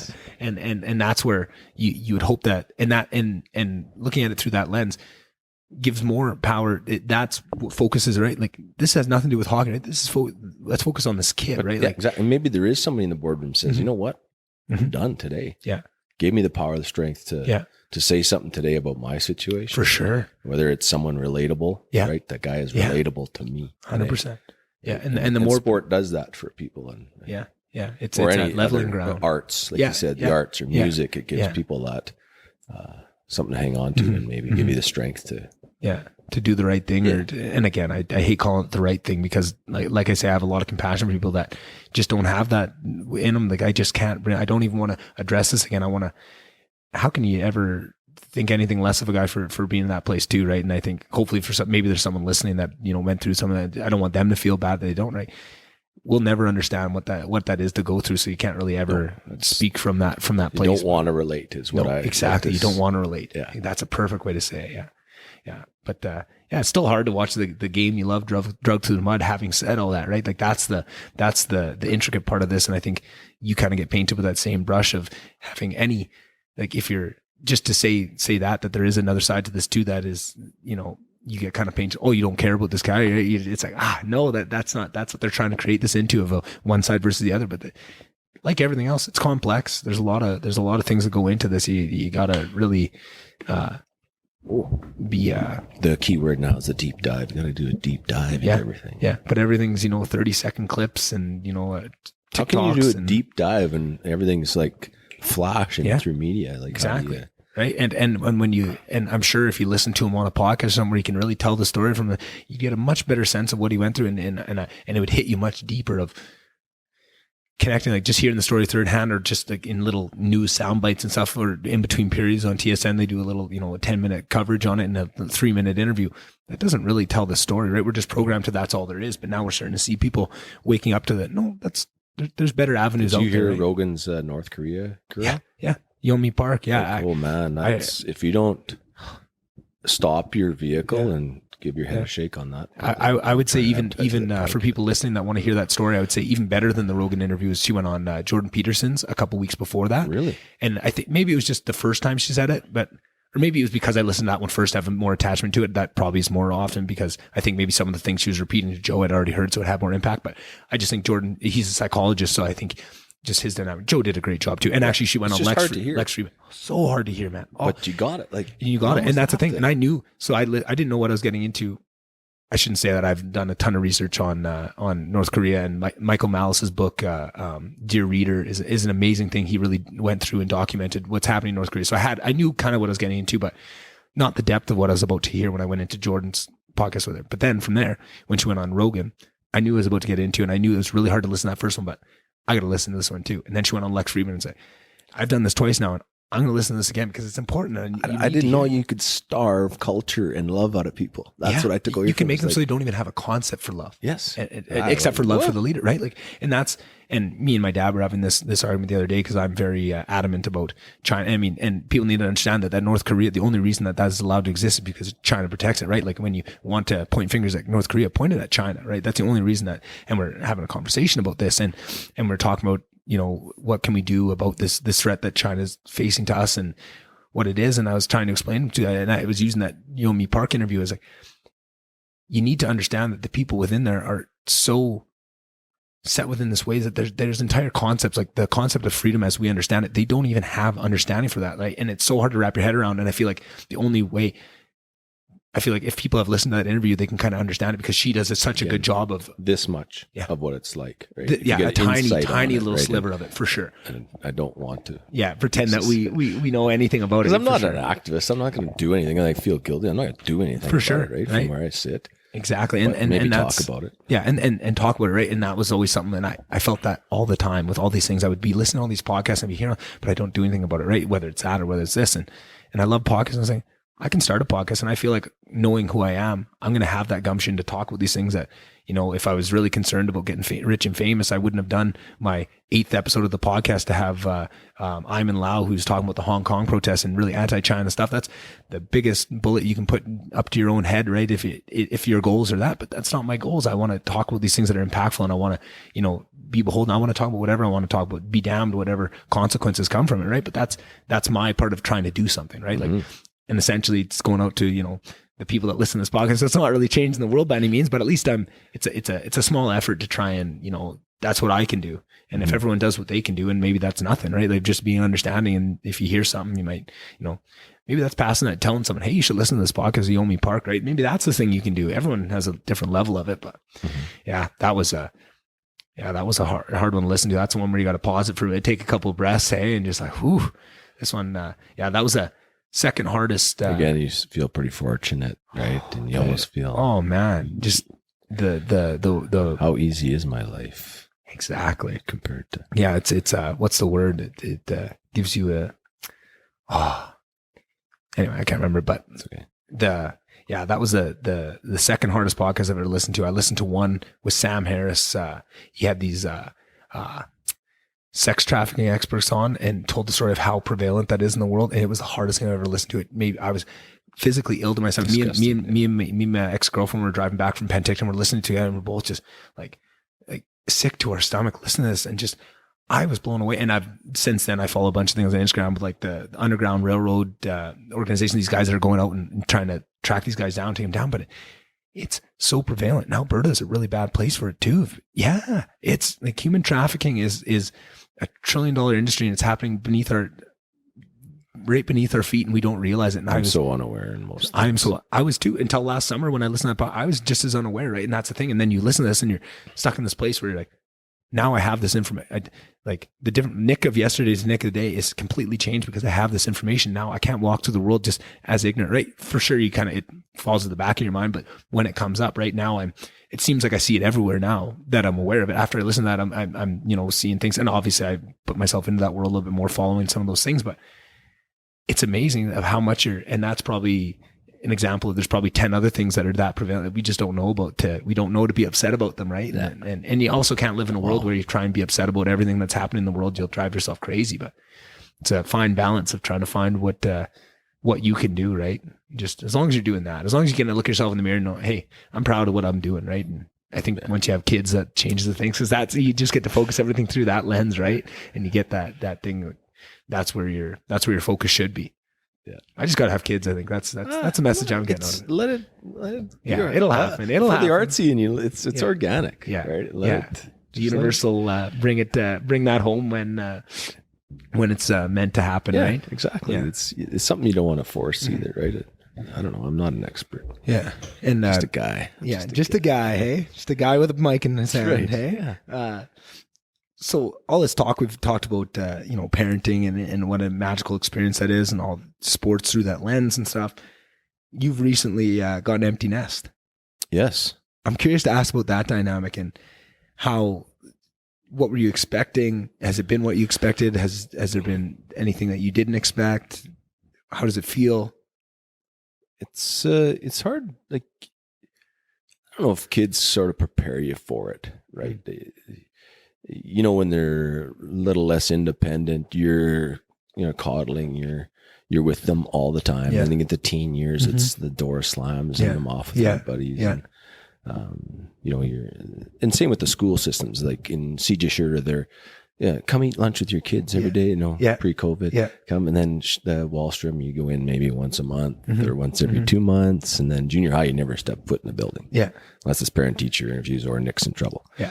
We got to go see the principal. Yeah. Right? So a couple times. it's kind of a weaning process. Yeah. Yeah, and, it is. And you kind of have to, and what I always say is to myself, self-talk is what you wanted. Yeah. Like, don't be, this is their story now. Like, Yeah. don't be upset because they're gone. That's what you kind of said. Well, get good grades, go to university, get a job, and they leave, and you're like, well, shit. it's not about me. Yeah. It is kind of about me, but it's not about me. And I'm lucky that Rock, I live with the absolute Rock there that works a lot, and I have this freedom to really do anything. Someone drops me a text, let's play pickleball. Let's go golfing. Let's do this. You want to do this on the weekend? Yep.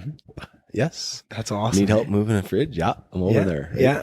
But I try to fill my time and keep Vicky and we keep busy, and we've seemed to be okay. You miss the shit out of them. Yeah. Right. Yeah.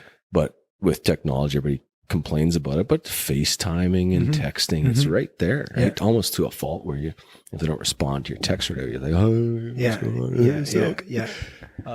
but it's an interesting transition. We're again, you'll hear me use the word fortunate. We have a lot of friends and family that have helped us through that, and help make that a nice natural progression, keep you busy. Yeah. And everyone knows what you're going through. And you can dedicate a bit more time to work if you need to, right?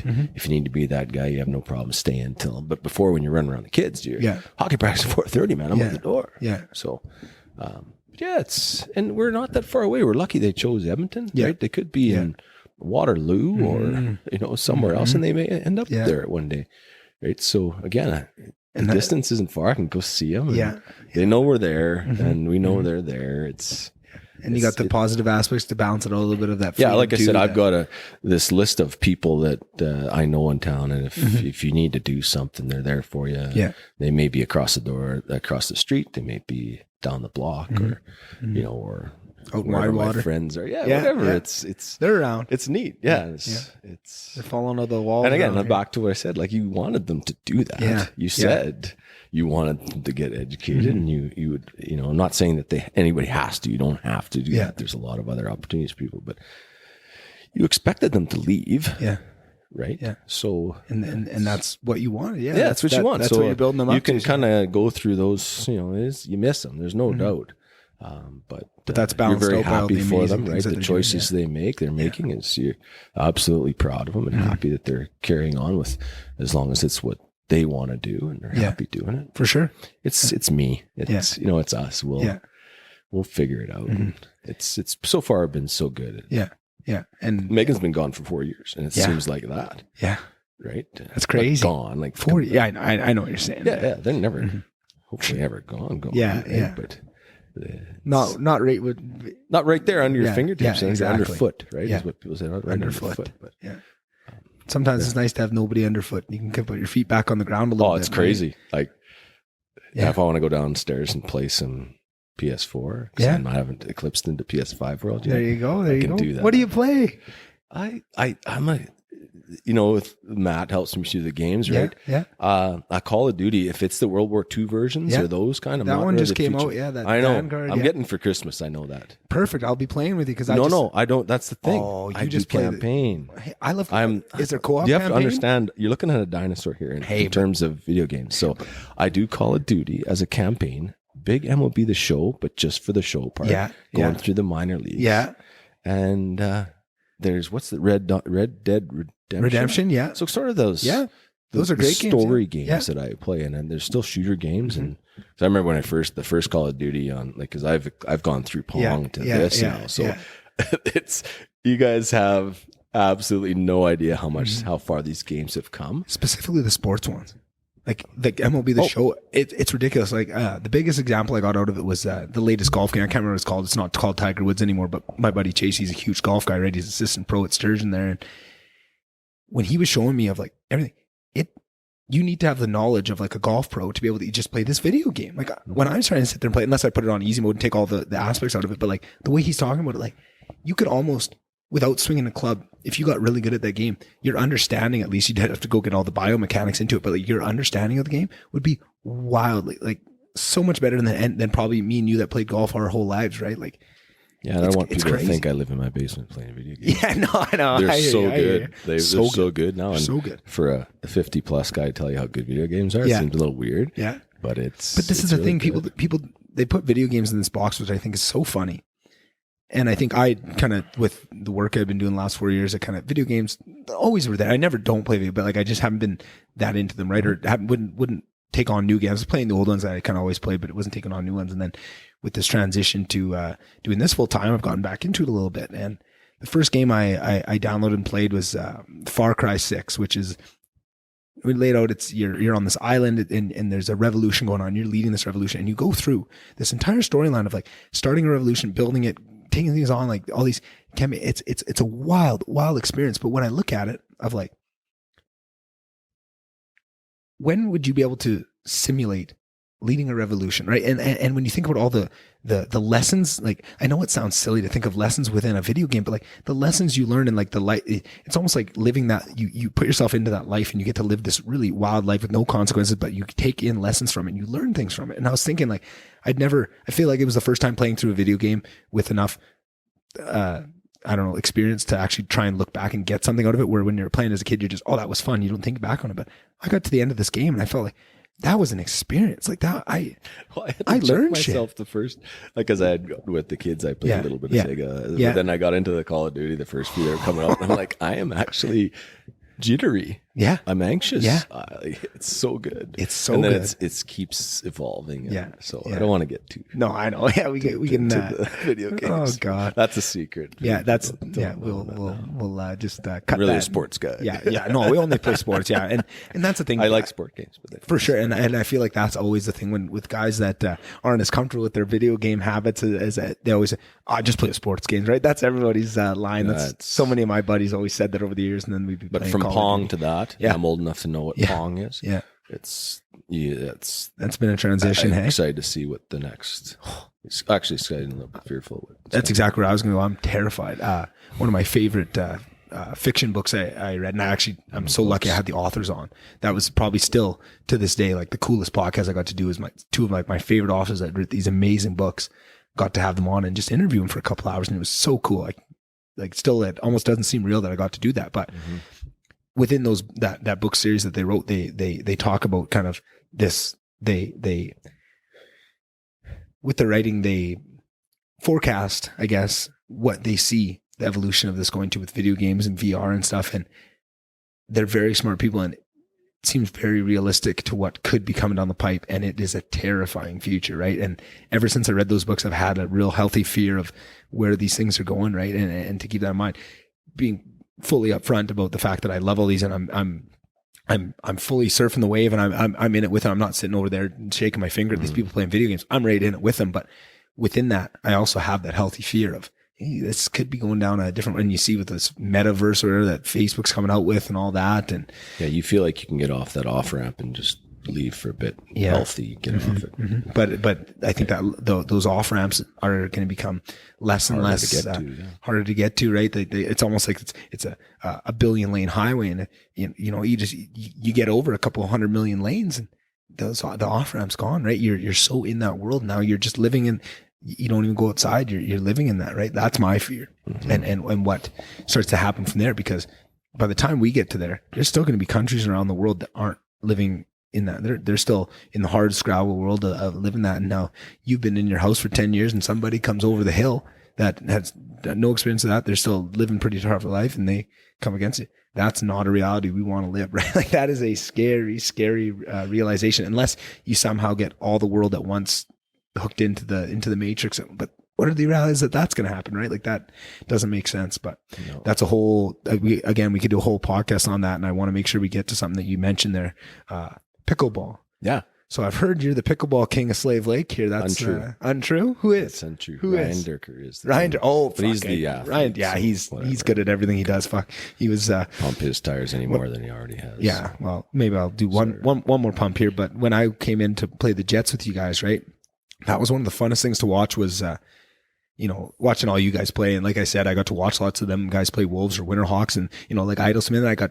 You guys were charitable enough when I couldn't play Wolves that last year that you guys let me come play, 17, 18-year-old kid come play with, grown men and, let me in there. It was tons of fun. But one of my favorite parts was watching Dirker play and how good he was. But when this happened very rarely, fair enough. But if he ever fucked up and let a bad goal in or something, you knew that next shift he was going to go get one back for us. And to know that he could do that at any time, that he's just having fun out there, just, not trying all that hard. But when if ever it was on him and he needed to go do that, or when the games got tight and we were getting, antsy, for him to see that step up, that was so much fun to watch. Just, just to be a fly on the wall pretty much is what I felt like holy shit, that is the next level.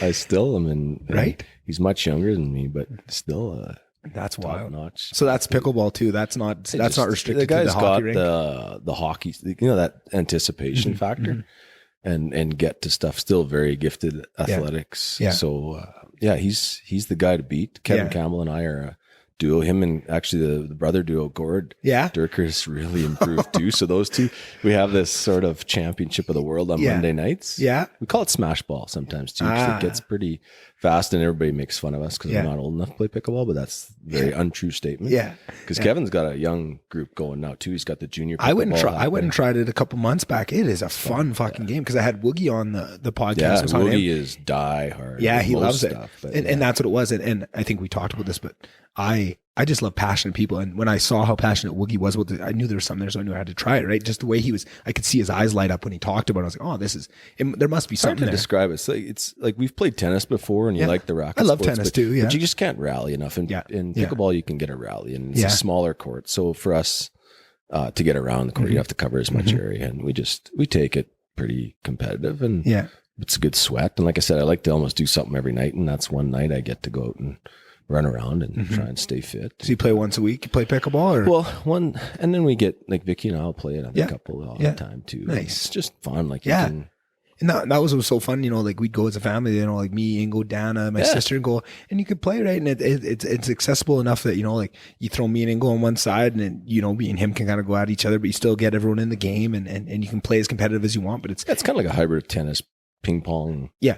Some sort of racket sport. So it's that's the best way I could describe it, was that mixture point in like athletic ability, skill level. Like it's the perfect mixture between ping pong and tennis, right? And like, it's still like a social thing, like golf, where you can still kid around, joke around, and you're in close enough contact that where golf, it's very social, right? But yet it's a very technical game. The only thing is you can't smoke a cigar while you're playing pickleball. No, outside you mean. Outside courts, maybe. That's true. That's Arizona true. Or wherever they would be. That'd be pretty fun. Yeah. Got to get some outdoor courts here in Slave for the 3 months. I'm trying to get him to convince the town to paint the lines there in the tennis courts. And those tennis courts never get used. Up. Yeah, you got to put windscreens up too. So it's a little bit because the balls. Yeah. And the MRC is so cost? Good. Like it's underused. True. So, we get in there pretty much. But I felt like those tennis courts in town never got used, and I really enjoyed tennis. It's really good for ball hockey. Like that's what we used them for. That's exactly Street it. Hockey, whatever you call it. And maybe that's why no one played tennis, because we're always playing road hockey. There's just not enough tennis players, right? And to play tennis, it's at a level where you get exercise out of it. You have to be so good at it. Where most people kind of, I'm not playing tennis. Yeah. Well, I remember a couple. This was years ago now, but there's tennis courts in Penticton where our campsite was. If you hopped on the bikes and rode down the KVR trail, there's some tennis courts in, fucking the name of the town's going to kill me because I can't remember it. Anyway, and me and Ingo kept, either we'd bike there or hop in the Jeep and run down there. And at the start, like you say, it was a bit rough at the start and couldn't get really rallies going and, underhand serves and stuff. But after 3 or 4 times going, then we started getting the overhand serves going, and then the rally started getting better. And that is a fun sport when you get it going, right? Same with pickleball. Same. I love ping pong too. Ping pong. Yeah, and badminton. Love badminton, right? Yeah. Like I would almost like to get back into badminton if I could. Like maybe when I'm in the city, just find like a rec league or whatever. That was a fun sport. I would not mind that at all. Getting back into it. That one just destroys the Achilles. Oh yeah. Right here, so glad. I'm worried mine's Same probably with pickleball though. Yeah, mine's gonna probably fly off at some point. So if you think like that, it will. Just think strong Achilles thoughts. I'm just trying not to age. That's the whole. Yeah, it's fucking tough. You got to listen to who did Rogan have on the other day? One of those anti-aging people that do Peter Attia. That was his name. Man, every time he has one of those guys on, like all the new things that are on the horizon to keep you young and healthy and all these different things they're trying, it's crazy how complex the body is. And and how smart people are to start to understand this shit. It's mind blowing. It is. But I just hope that by the time I need a fountain of youth. It's Exactly. catching up to me really fast. Yeah. No, you're still young and spry. Listen, still playing Call of Duty. You're young at heart. You're young at heart. I'm trying to stay young. But that's one of the biggest things that, Ingo, you can tell he's always joking around, right? Like me, we're always joking around, but every once in a while they get serious. And when we're talking, we are kind of discussing this on podcasts of what he got out of, coaching us and stuff. He talked about, like that was a big part of it that keeps you young, right? Keeps you connected to that. And I think that is so important to that, right? Like that is one of those other aspects of being around kids. It definitely keeps you young. And I think when you're on the kid side of that relationship, you don't really see that. And right, like we've already highlighted that a million times. It's just the things you don't realize that you're passing back, but that's one of those really important ones. Hey, you need them. You need to keep them to keep you young selfishly. Yeah. I'm not much of a selfish guy, but selfishly, that's something behind that, right? That's why we do the spring training for kids, and it's and that was fun. I mean, one night when I was in university, we went to a hockey game, and it was at the old Rexall place, and had a few drinks. And then my buddies from university are there, and we're having a few drinks with Ingo, and he's having a fun time with the kids, right? Because he loves it. He loves nothing more than showing how young and hip he is and how funny, and he can get everyone laughing. How he's the life of the party. He loves that. So then we're going, and he was staying at the Lister Hotel, because there's a little hotel in Lister Hall there, and there's Duke's Diner across, which is the bar that everyone goes to. And familiar with Duke's. Yeah. So we go, Ingo, come out to Duke's with us. Yeah. Yeah, come on. Maybe he wasn't there. Yeah, whatever. I'll come with you kids, right? So we go out there and we get there in big line. There's always a big line at Duke's, right? And kind of, and you go, no, we don't go in line. We go in the back. So we call it, right? Because I've been Lister for, right? Like that's just what we do. And he got a real kick out of that, right? Go in the back door, get let in, come through the kitchen. He comes in, and it's just this packed bar of all university kids. And wouldn't you know it, he's the star of the bar. He's buying beer for everybody, and he's the big wheel, and just, like, as much as we're keeping him young, no, he is young at heart, right? Like it's as much as we're pulling him that way, that's in him too, right? And it was so much fun to watch. Like we still tell stories from that night of him just rocking in Dukes, just like any one of the kids, right? There was no delineating him. Like maybe if you went around and counted gray hairs, that would put him. But other than that, like there wasn't really much separating him from the kids, right? He was having just as much fun as we were, and meeting people and saying hi and making friends and shit, right? You didn't have to stick beside him. Right now of this happening. I'm sure he did, right? Some sort of speaker dancing. Oh man, like it was just awesome, and and he doesn't like to get too drunk, right? So he kind of stayed, knew his limit, pushed it right to that, and then booked her back to the hotel. That's the thing. I don't think I've ever seen him go off the rails. No, he's very. I have, but like. Again, just like the anger thing, it's so rare, but that almost makes it more special, because when Ingo does get a little liquored up, it's so fun, and he's such a fun guy when he's drunk. But it's so rare that you really enjoy it, and it's such a different thing. Like, oh, it's so funny. Some of the best stories me and Courtney have are just us, Frank like the Tank. Yeah, exactly.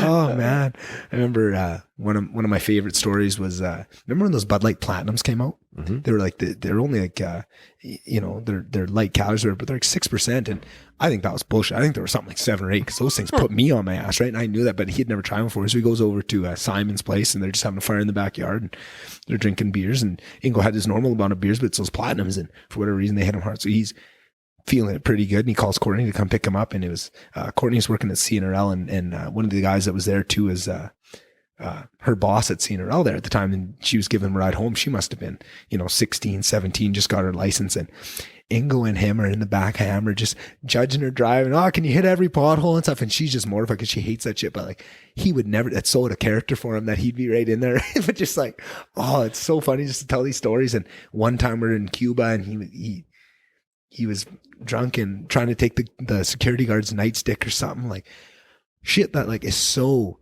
but that's what makes it so funny, is how out of character it is for him, right? And that's why he doesn't do it very often, but it's so fun for everyone around him. Everyone loves Drunk Ingo, but it's very, if you ever get to see Drunk Ingo, it's like seeing Haley's Comet. You got to take advantage. Yeah. And I say that as most people, but then there's certain people like him and have you ever met Jason Hancock? He's the marketer out in Lloydminster, and one of Ingo's best friends, like family friends, were very close to their family, but those two are like fucking 14-year-olds when they get together, right? So like, when I say it's rare to see him, if you're Jason Hancock, you've seen it a lot, right? Because they'll go down to Phoenix together, out to, you know, they were just down in Atlanta. They went to George Strait and Eric Church down in Atlanta, and seeing what they got. Bucket list stuff. Bucket list stuff. I know. I wanted to go so bad, but unvaccinated scum can't go. Fuck, that's a kick in the pants. George Strait's. Yeah, I brought that on myself, so I can't really cry too much. That's but bucket list, George Strait. You better see him soon. Oh, I know. And this is the thing that, you know, gives me a little bit of hope is he's had, you know, 19 last kick at the can tours. I remember the Guerin boys going down to Texas a couple years ago for his last concert, right? And then now this is the last one. Oh, there's always the last one. So I'm hoping, yeah, because I've never seen him yet, but it's on there. It's on the list. Who else? We didn't. Fuck. How much? I know we're probably over time. Like, we got some time here, but we want to talk some music. Yeah, so absolutely. I'm just trying to find the right way to jump into the music topic here. So, like, who would, maybe just to start it off, who would, those guys like George Strait, who's on the bucket list? Maybe like your top 3 to 5. Who do you still need to see? And then maybe I'll ask you, who have you seen that's top of your list of guys you've already experienced, and then who do you still got? Let's go to the 80s, right? Okay. The Motley Crues, the Def Leppard. Yeah. So I've seen them young and youngish. I'm jealous. Over the hill. Yeah. But those were still put on a fucking wicked show though. Hey? Oh yeah. Yeah. That me and Ingo went. Did you go to AC/DC at Commonwealth? The recent one, most recent? Yeah. How cold was that fucker? Cold. Very cold. I was not dressed for it at all. But phenomenal. Right. And but that was the thing. The whole time, as cold as I get, I'm seeing them in their fucking, you know, schoolboy outfits out there just stomping a storm. Like in their 70s? In their 70s, in this freezing cold outdoor arena. They can do it. Exactly. That was the younger stuff. And then I got into the country. Yeah. Early 20s, I'd say. And of course, George Strait's up there. Saw Garth Brooks when he was in the red white piano flying out of the stage, that sort of stuff. Nice. Real, like at his prime. Saw him again. So I'm kind of aging myself that way. But Keith Urban, that people are going to razz the shit out unbelievable of guitar player. That's the one thing I took away from his first concert. He's probably, and I told it to Scotty Lawrence, Scotty, you got to see this guy. He's probably one of the top 10 guitarists I've seen. And I'm not a aficionado, but I love guitar and I love guitarists, and he's up there. Luke Combs is fun.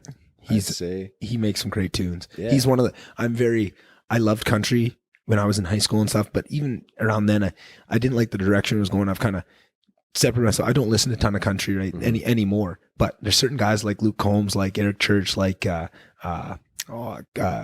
Chris Stapleton that are just such throwback and just they're undeniable. Watching the CMAs and Chris Stapleton's wiping the floor with her, we were getting annoyed because there's so many good artists that didn't win, but you still have to respect the guy's songwriting and singing ability. And I can't do it a lick, but I have this huge appreciation for music and people in the arts. Like musicals, things like that. You wouldn't think it, but I love I love Broadway shows. Went to New York and saw what's your favorite shows? Book of Mormon was that's the only one I've seen it twice. I've seen it twice. I'm a fan of the opera, but Book of Mormon made me giggle and laugh. And that is, I need to.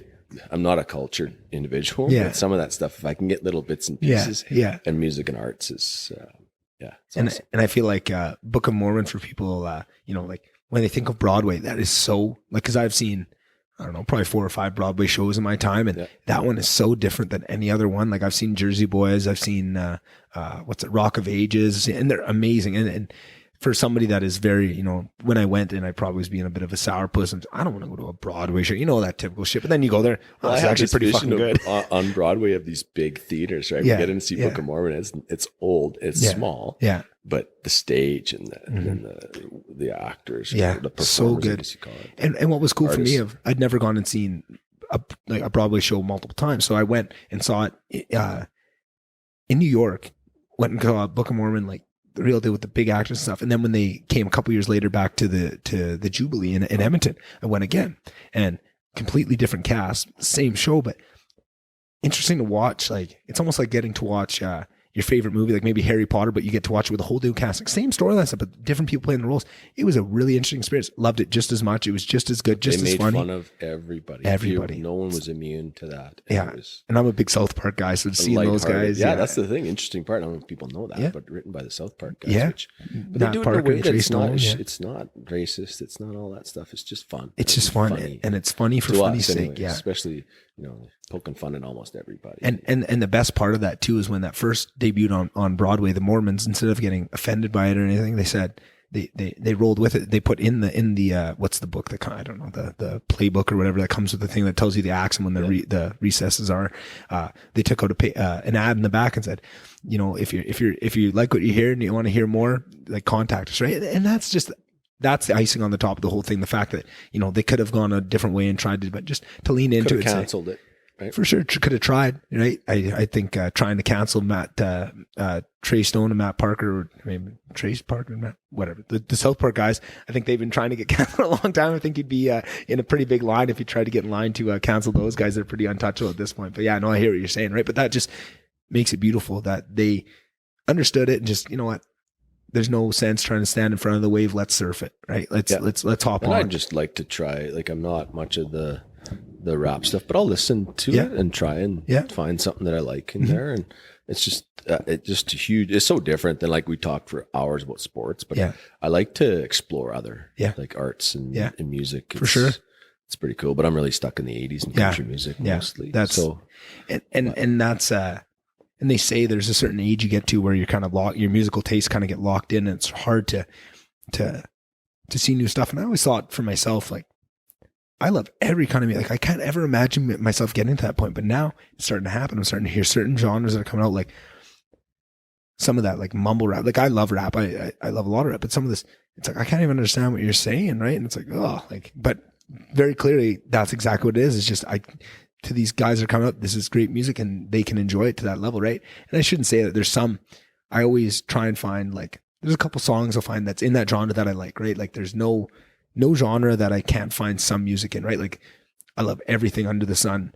Some of that really, really hard death metal, like, it goes too far. It's tough for me. But then there's some I love, some of the old hockey tunes that are pretty aggressive, but I love it, right? And there's good music within every genre, right? And there's shitty music within every genre. It's easy for people on the outside just to pick and choose to make the case they want to make, but there's good shit within everything. But it's just about finding the stuff that you like, and it doesn't matter really the rest of it.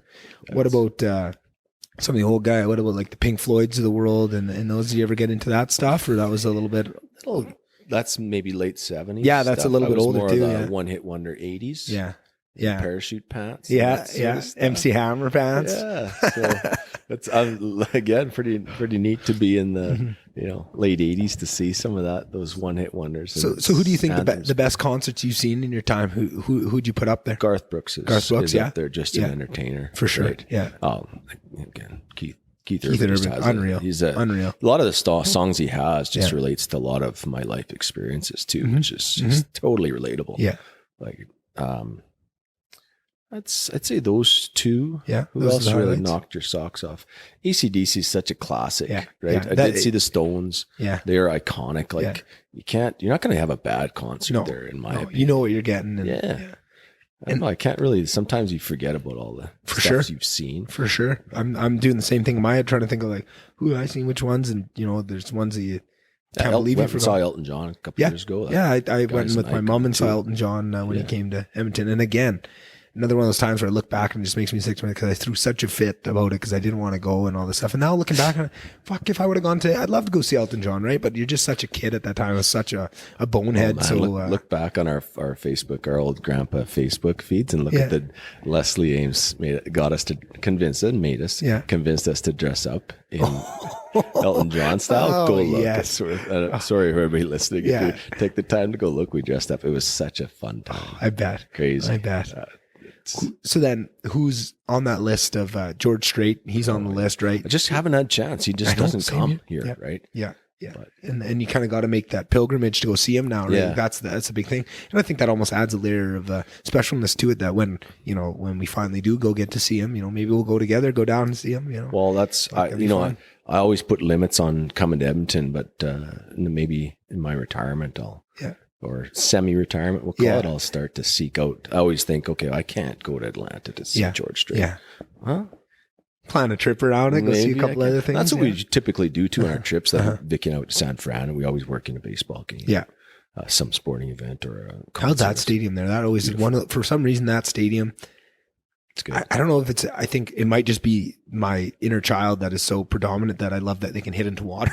And there's guys out there with kayak. Yeah. That's fucking cool. That's right. Cool. Like that is super cool. It's there. Yeah. It's in the back of your mind watching the ball game. Is someone going to hit it into McCovey Cove? I don't want to detour too far away from music, so we'll get back to it, but I'm curious, in that vein, what are your favorite stadiums around the world? Like which ones stick out to you? Like that giant stadium that New York, the Yankee Stadium is phenomenal. Yeah. That's right. Only Seattle's got a nice, I've only been to a few, like when I but even on TV, the ones like what ones would you like to go to? Fenway, yeah. Fenway for sure. Yeah, Ingles been, I've never. Wrigley, all the older ones, because you wonder if you're going to get to see them, right? Yeah. That sort of stuff and what it really means to be at a ball game there. Football, not so much. I don't see the iconic stadiums that baseball would have. And then hockey rinks are a hockey rink. I mean, we're spoiled having Rogers. Yeah, no shit. Like if you've been to the Saddle Dome, like, no, thank you. So we're lucky to see a game. Yeah. But it's more atmosphere too. For sure.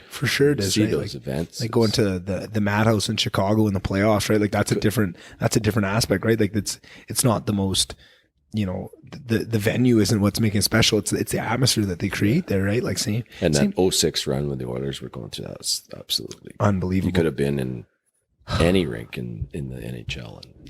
And there's still people today that just say, like, that big sports guys that say, I've never heard anything like that. And you get a piece of it. What was it? The first year they made the playoffs again, the game that they clinched was, again, goosebumps all over my whole body. Just thinking about, I was at that game and just the atmosphere in there when you feel part of it. When you just clinched playoffs, like this isn't even playoffs. It's just when we clinched, just 11 years of hell.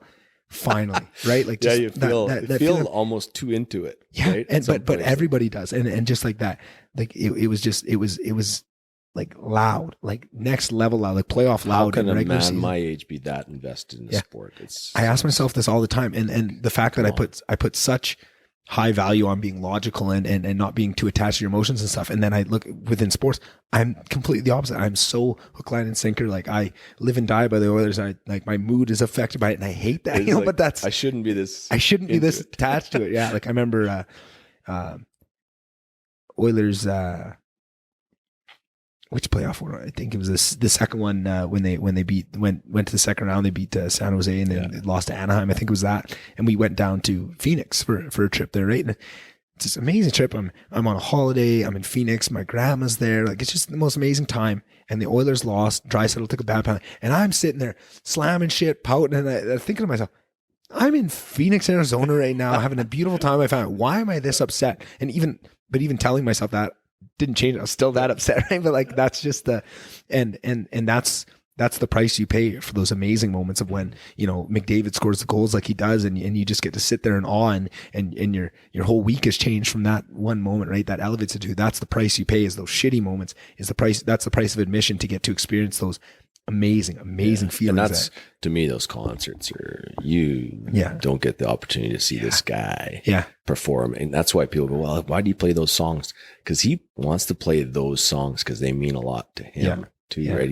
He's showing you the artist side of him, which I could imagine. I'm not an artist, so why did he play that song? Well, because that one probably shows a little more of his artistic side. Right? Or it has some sort of meaning to him on that night, right? Like, and you can get more in depth with certain guys. You can follow them to the point where you can kind of read into what mood they're in from what they play on their set list. Like, listen to. I'm going to give you the doing this. I think Luke Combs. Oh yeah, listen to those lyrics. Yeah, because he starts out with what someone asked me once, if I wasn't doing this, what would I be doing? Yeah, and he goes back along the story of well, I'd be doing this. It just wouldn't be on this big stage. Exactly. I'd still be in this little bar, this shitty little bar stool playing for tips or whatever. I'd still be exactly. And you do it for the love of the game. And I think that's what, it relates back to you. And I'm doing. Yeah, I'm doing it. I'm doing this. Yeah. And there's, sure, I have ideas in the head of the big stage equivalent of where I'd want to take this one day, but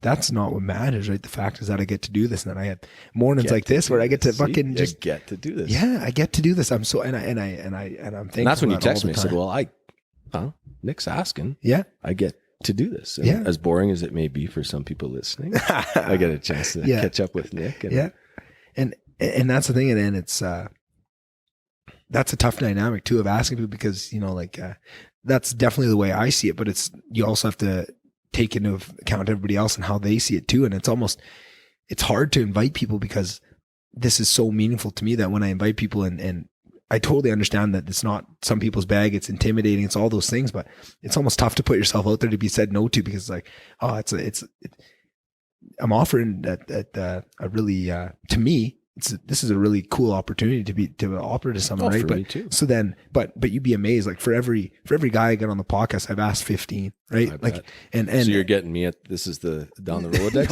No, that's not what I'm saying. Like, I'm honest. Hey, I've been bugging you for, you've been on the list. You've been on the list for a long time. I'm on not everybody's list. Yeah. I'll just have you know, I'm not everybody's Santa's list. Cup of tea. Yeah. Oh God. But I get ridiculed by some of my friends. I don't know how I take it. I don't know. Today, this is going to, I'm sure. add another layer of ridicule. I'm sure, yeah. I'm just waiting for them to, whatever kids call it, light me up on whatever social media I'm on, because I'm going to share it. Yeah, so yeah. But that's the thing. But it does put you out there, right? And I'm a pretty private guy. Yeah.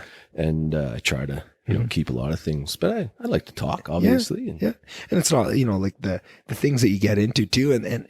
And that's the thing that people are worried about, of like what's going to come out and stuff too. But what's going to come out is whatever between me and you, what we want to talk about. To listen back, because you forget probably. Yeah, for sure. I forget. I always tell people 5 minutes after the recording ends, I forget everything we talked about, but I remember how it made me feel. And I remember, was it a good one? Was it a bad? Like, it's great, right? I've already told you a couple times, like, this has been so much fun. I was telling you, like, I know it's a good one for sure when I don't even look at the clock. I have no idea how long ago, because I'm just enjoying it. I'm just, you get into that flow state, and it's just, and that's what this has been. This has been awesome, right? And you know what? I'm so glad you met some of the. Sorry, I disappointed you couldn't be at the rink last night. No worries. That was fun. Yeah, it's a good place, and I'm so lucky to have all those buddies to play hockey. Oh yeah, still got out to play ball this summer with some of the kids. It's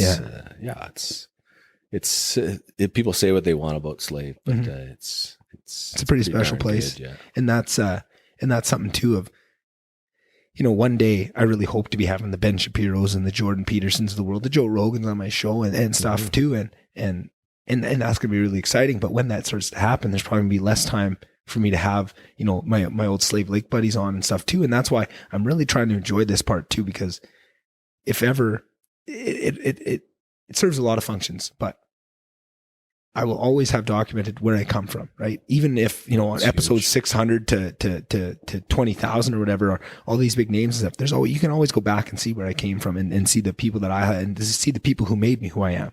Not only that, it's an accountability system, because now if I'm out here being who I truly am with you guys, and if I ever go Hollywood and I'm changed, right, you'll be able to watch that, because you say, hey, you've changed. Like I got to listen to you, who you really are. And if you start to become, it almost holds you accountable to stay that person. Well, you'll be the guy we used to get in the back door. Yeah, exactly. Hey, Nick, remember me? Yeah. Oh, that's funny. But I'm so fortunate, lucky, whatever word you want to use. I'm just over the moon with what I get to do and how much enjoyment I get out of this, right? Like, from sometimes there's some headache of trying to book people on, and sometimes the equipment and the technical side of this is a real kick in the pants. But as soon as that button hits record to the time it ends, there's nothing I enjoy more. There's nothing I've ever felt that is this, like that. Really? That's good to hear. From the first time too. Like when I did the first one I did was with Courtney, and like almost from the minute it started and the conversation we had, it was like, this is what I was meant to do. That's right. Awesome. And very this feels right. You. Yeah. Yeah. And it's kind of a hard thing for people to explain, to get their head. I mean, unless you take my word for it. Right. But, I don't think a lot of people get to experience that. And I think that's what's making me feel so fortunate, is how rare is that for people to get to feel that feeling of, oh, this is right. This is what I was meant to do, kind of thing. Right. Like that is such a rare thing. Like maybe, like I always say to my kids too, with their parenting, is like, and through sports is where, again, sorry, I keep using those analogies, but sticking your neck out, like, don't be with the safety. I'm a very safety conscious person. Yeah. Stick your head, take a couple don't take crazy risk, but put yourself out there. Like, and how many people don't do that, right? Think of what you guys are doing right now, or you or whoever else. Yeah. You're putting yourself out there. That's a huge risk. Yeah. Right. And someone explained to me, like, that's when you're doing personal risk, it's about here. Right. And then you decide to get married. The plus and minus of those, you're putting yourself out. It's huge. Right. Yeah. And then you go and have kids, and then your risk profile is just growing and growing. And growing. Right. But at the same time, your tools to deal with it. And then holy shit. But at each level that grows, you are also gaining skills and abilities to deal with that, right? Like the world only gives you what you can have. Some bad things could happen. For sure. So for sure. That's a huge risk. Yeah. Right? But what's the point of scary, living so- life with just no risk, right? Might as well just sit on the. That's your music analogy. Yeah. Garth Brooks, The Dance. Right? Yeah. Listen to those lyrics. Yeah. People at home. Yeah. Go listen to The Dance. Yeah. Like it'll make you cry. Yeah. Right. And that's what's so beautiful about music. We're waxing poetic over 3 hours to try and make some of these points. And what's amazing about they can do that in a song. In 3 minutes, they can take these. How did he sing that song about my life? Exactly. Yeah. How did he know how I'm feeling right now? How did he just take 20 years and shove it into 3 minutes? Right. That's amazing. Hit me with that. Yeah. With a melody and lyrics that hit home and something I want to dance to. Yeah. And can fill all those different functions. It can pick you up. It can bring you down. It can just grab you and shake you. Really. Like that's something we didn't touch on yet. And maybe we'd say this for the next one. Is the farm life I grew up in. Oh, right. Yeah, I know. Parallels with Ingo's, right? I heard you mention that at one point. I was going to dive in, but we just had so many places. That's that for episode 2. Because I know people are really going to crave episode 2. Oh man, it's going to be it's going to be a rush. It's going to be like a bank rush. That's here. my humility kicking in. Yeah. Oh man, everyone's going to want more of this. Nothing more. Yeah. Oh god. Well, face for radio for sure. Well, I've already kept you here for hours and hours on your Saturday. Maybe I'll actually that's what I'm feeling more like. I've taken up your time. No, like I'm saying, like people. Something to say, but it's like you got to understand. I would be nowhere else. Like this is what I love to do. The fact that and the shitty thing is, I need someone across from me to be able to do this, right? Like you're doing me a huge favor by coming on because I get to live. I get to do my favorite thing. Right? My pleasure. Yeah, that's awesome, and that's what I hope to feel, right? And sometimes you have a guy on and it feels like they're doing you a bit of a favor, right? Sometimes guys are checking their phone and they're you're really pulling stuff out of them, and it's still I'm still so appreciative that they're doing me that favor, right? Because I do see it that way of it's not for everybody. It's not everybody's doing a favor. I really was nervous, but man, it's been fun, right? And that's for if I've done 110 episodes, that's what 109 people have said. They come in, I'm a bit nervous, and they say, it's been so much fun. How you enjoy it because you could talk to the same person and get a whole different side of it. Exactly, you can go a whole different direction. Which we stayed with most of the stuff that people would see of me, normal day to day stuff. Right? It's fun. And then on the next time you come on, we can get into the deeper ones. I'm going to say, if you're crazy enough to have me back a second time, we can go all through. Oh shit, we will do it. And maybe next time we won't do it at 9 a.m. Maybe we'll get a couple beers going. That'd be kind of fun too. Yeah, I never thought about that. Hell yeah, we'll do the first one nice and sober, then we can get deeper into some of the let some of the wilder stories fly. Keep that pretty. Talk about some of those wreck stories. Circle of trust. Yeah. But I've kind of mentioned already, but I just want to say another big thank you for coming on. I had so much fun with you here this morning, and I can't wait to do it again. We'll definitely do it again for sure. I'll tell Mrs. Lafrance that we had a great. She should be expecting a call too. She's got some boots to fill. Don't lose that because I think it would be hilarious. I think it'd be awesome. Can you imagine? I might have to make it a feature. I have all my teachers from all the years on. I've had Mr. Fisk, have Mr. Lafrance, get Mr. Carlton on here, Mr. Zimmer. Have you had your mom on yet? No, I've asked. She knows the door's open, but I think again, it's not for everybody. I think she's a little bit nervous. She doesn't know what we talk about. I'd love to have her on, right? Right, amazingly smart lady, the most loving person I ever met. Like I am full to the brim. I'm bursting with love, right? I'm the most lovey person ever, right? Like I think both and that comes your parents from my have impacted us, right? So I'm sure she's got some great stories. Man. Yeah, exactly. And she's just such an amazing person. So I would love the opportunity to try and highlight, just like I got to do with my dad, of trying to do my best to highlight what makes him so special to me, to do that same thing with my mom. But it just, it might happen someday, but it's also, as you know, it's nerve-wracking to come on here. So I don't blame her for nothing if she does. That might not be her thing, right? Might not be her thing, right? But if ever it is, she knows that the door's open. I would love to have give her it a shot. Yeah, exactly. If I have to twist everyone listening, if you run into her at the if I can convince you, next time I see you. Yeah, for sure. Well, maybe, but that's the thing. Maybe get her and Vicky on, right? Maybe that's what it is, a couple teachers, tell some stories, and maybe that's the ticket. That's what maybe I thought I'd have to do to get Ingo on, but it turned out he was pretty excited to come on. He's a gregarious figure. Oh yeah, so and I don't know why he couldn't help himself. He couldn't help himself. Yeah, but and that's what I figured. But you never know unless you ask, right? And I was kind of always, and also there's that fear of that's what you think, but if not, maybe he does have some hesitation. You don't know. Is that going to hurt your feelings? But then when we went to that, we went for a trip to Phoenix 2 Christmases ago, maybe 1 Christmas ago. Me, him, and my buddy Chase, and we did a bunch of golf and stuff down there. And then at the end of the trip, we did a little wrap-up podcast between them. And I've never seen him so excited. He was so excited to get on. And then I knew, oh no, he truly does really want to come on here. And that makes me feel pretty good too, right? That that means a lot to me too. And that was just special. And then ever since then, I've known that. he was going to be excited to come on. That episode with Hunter was going to be special. And yeah, He's a special guy. Obviously, it turned out great. And yeah, no, that was awesome today. And thank you so much for coming on. And we'll do it again soon. Thanks, Nick. All right. Thanks, Dave. Great. Ooh, doggy, that was a long episode already at 3 hours, 20 minutes doing this outro. So I'll try and keep it short and sweet. Hope you guys enjoyed. If you did, if you could do all those nice things like following the Instagram page for the Vondubcast, passing it on to a friend, following on Facebook, YouTube, all those things, leaving likes, subscribing. What are all the other things? I'm forgetting a big important one. Leaving comments. I don't know. There's something else. You guys probably know all that social media stuff better than I can. If you want to help me out in any of those ways, I really appreciate it. If not, I hope you just enjoyed these episodes. They're free, so don't ask too much of me. Other than that, like I said in the intro, enjoy the holidays as best as you can. Be safe. Tell the people around you that you love them, and I'll see you guys on the next one. Bye. Bye. Bye. Bye. Bye. Bye. Bye. Bye. Bye.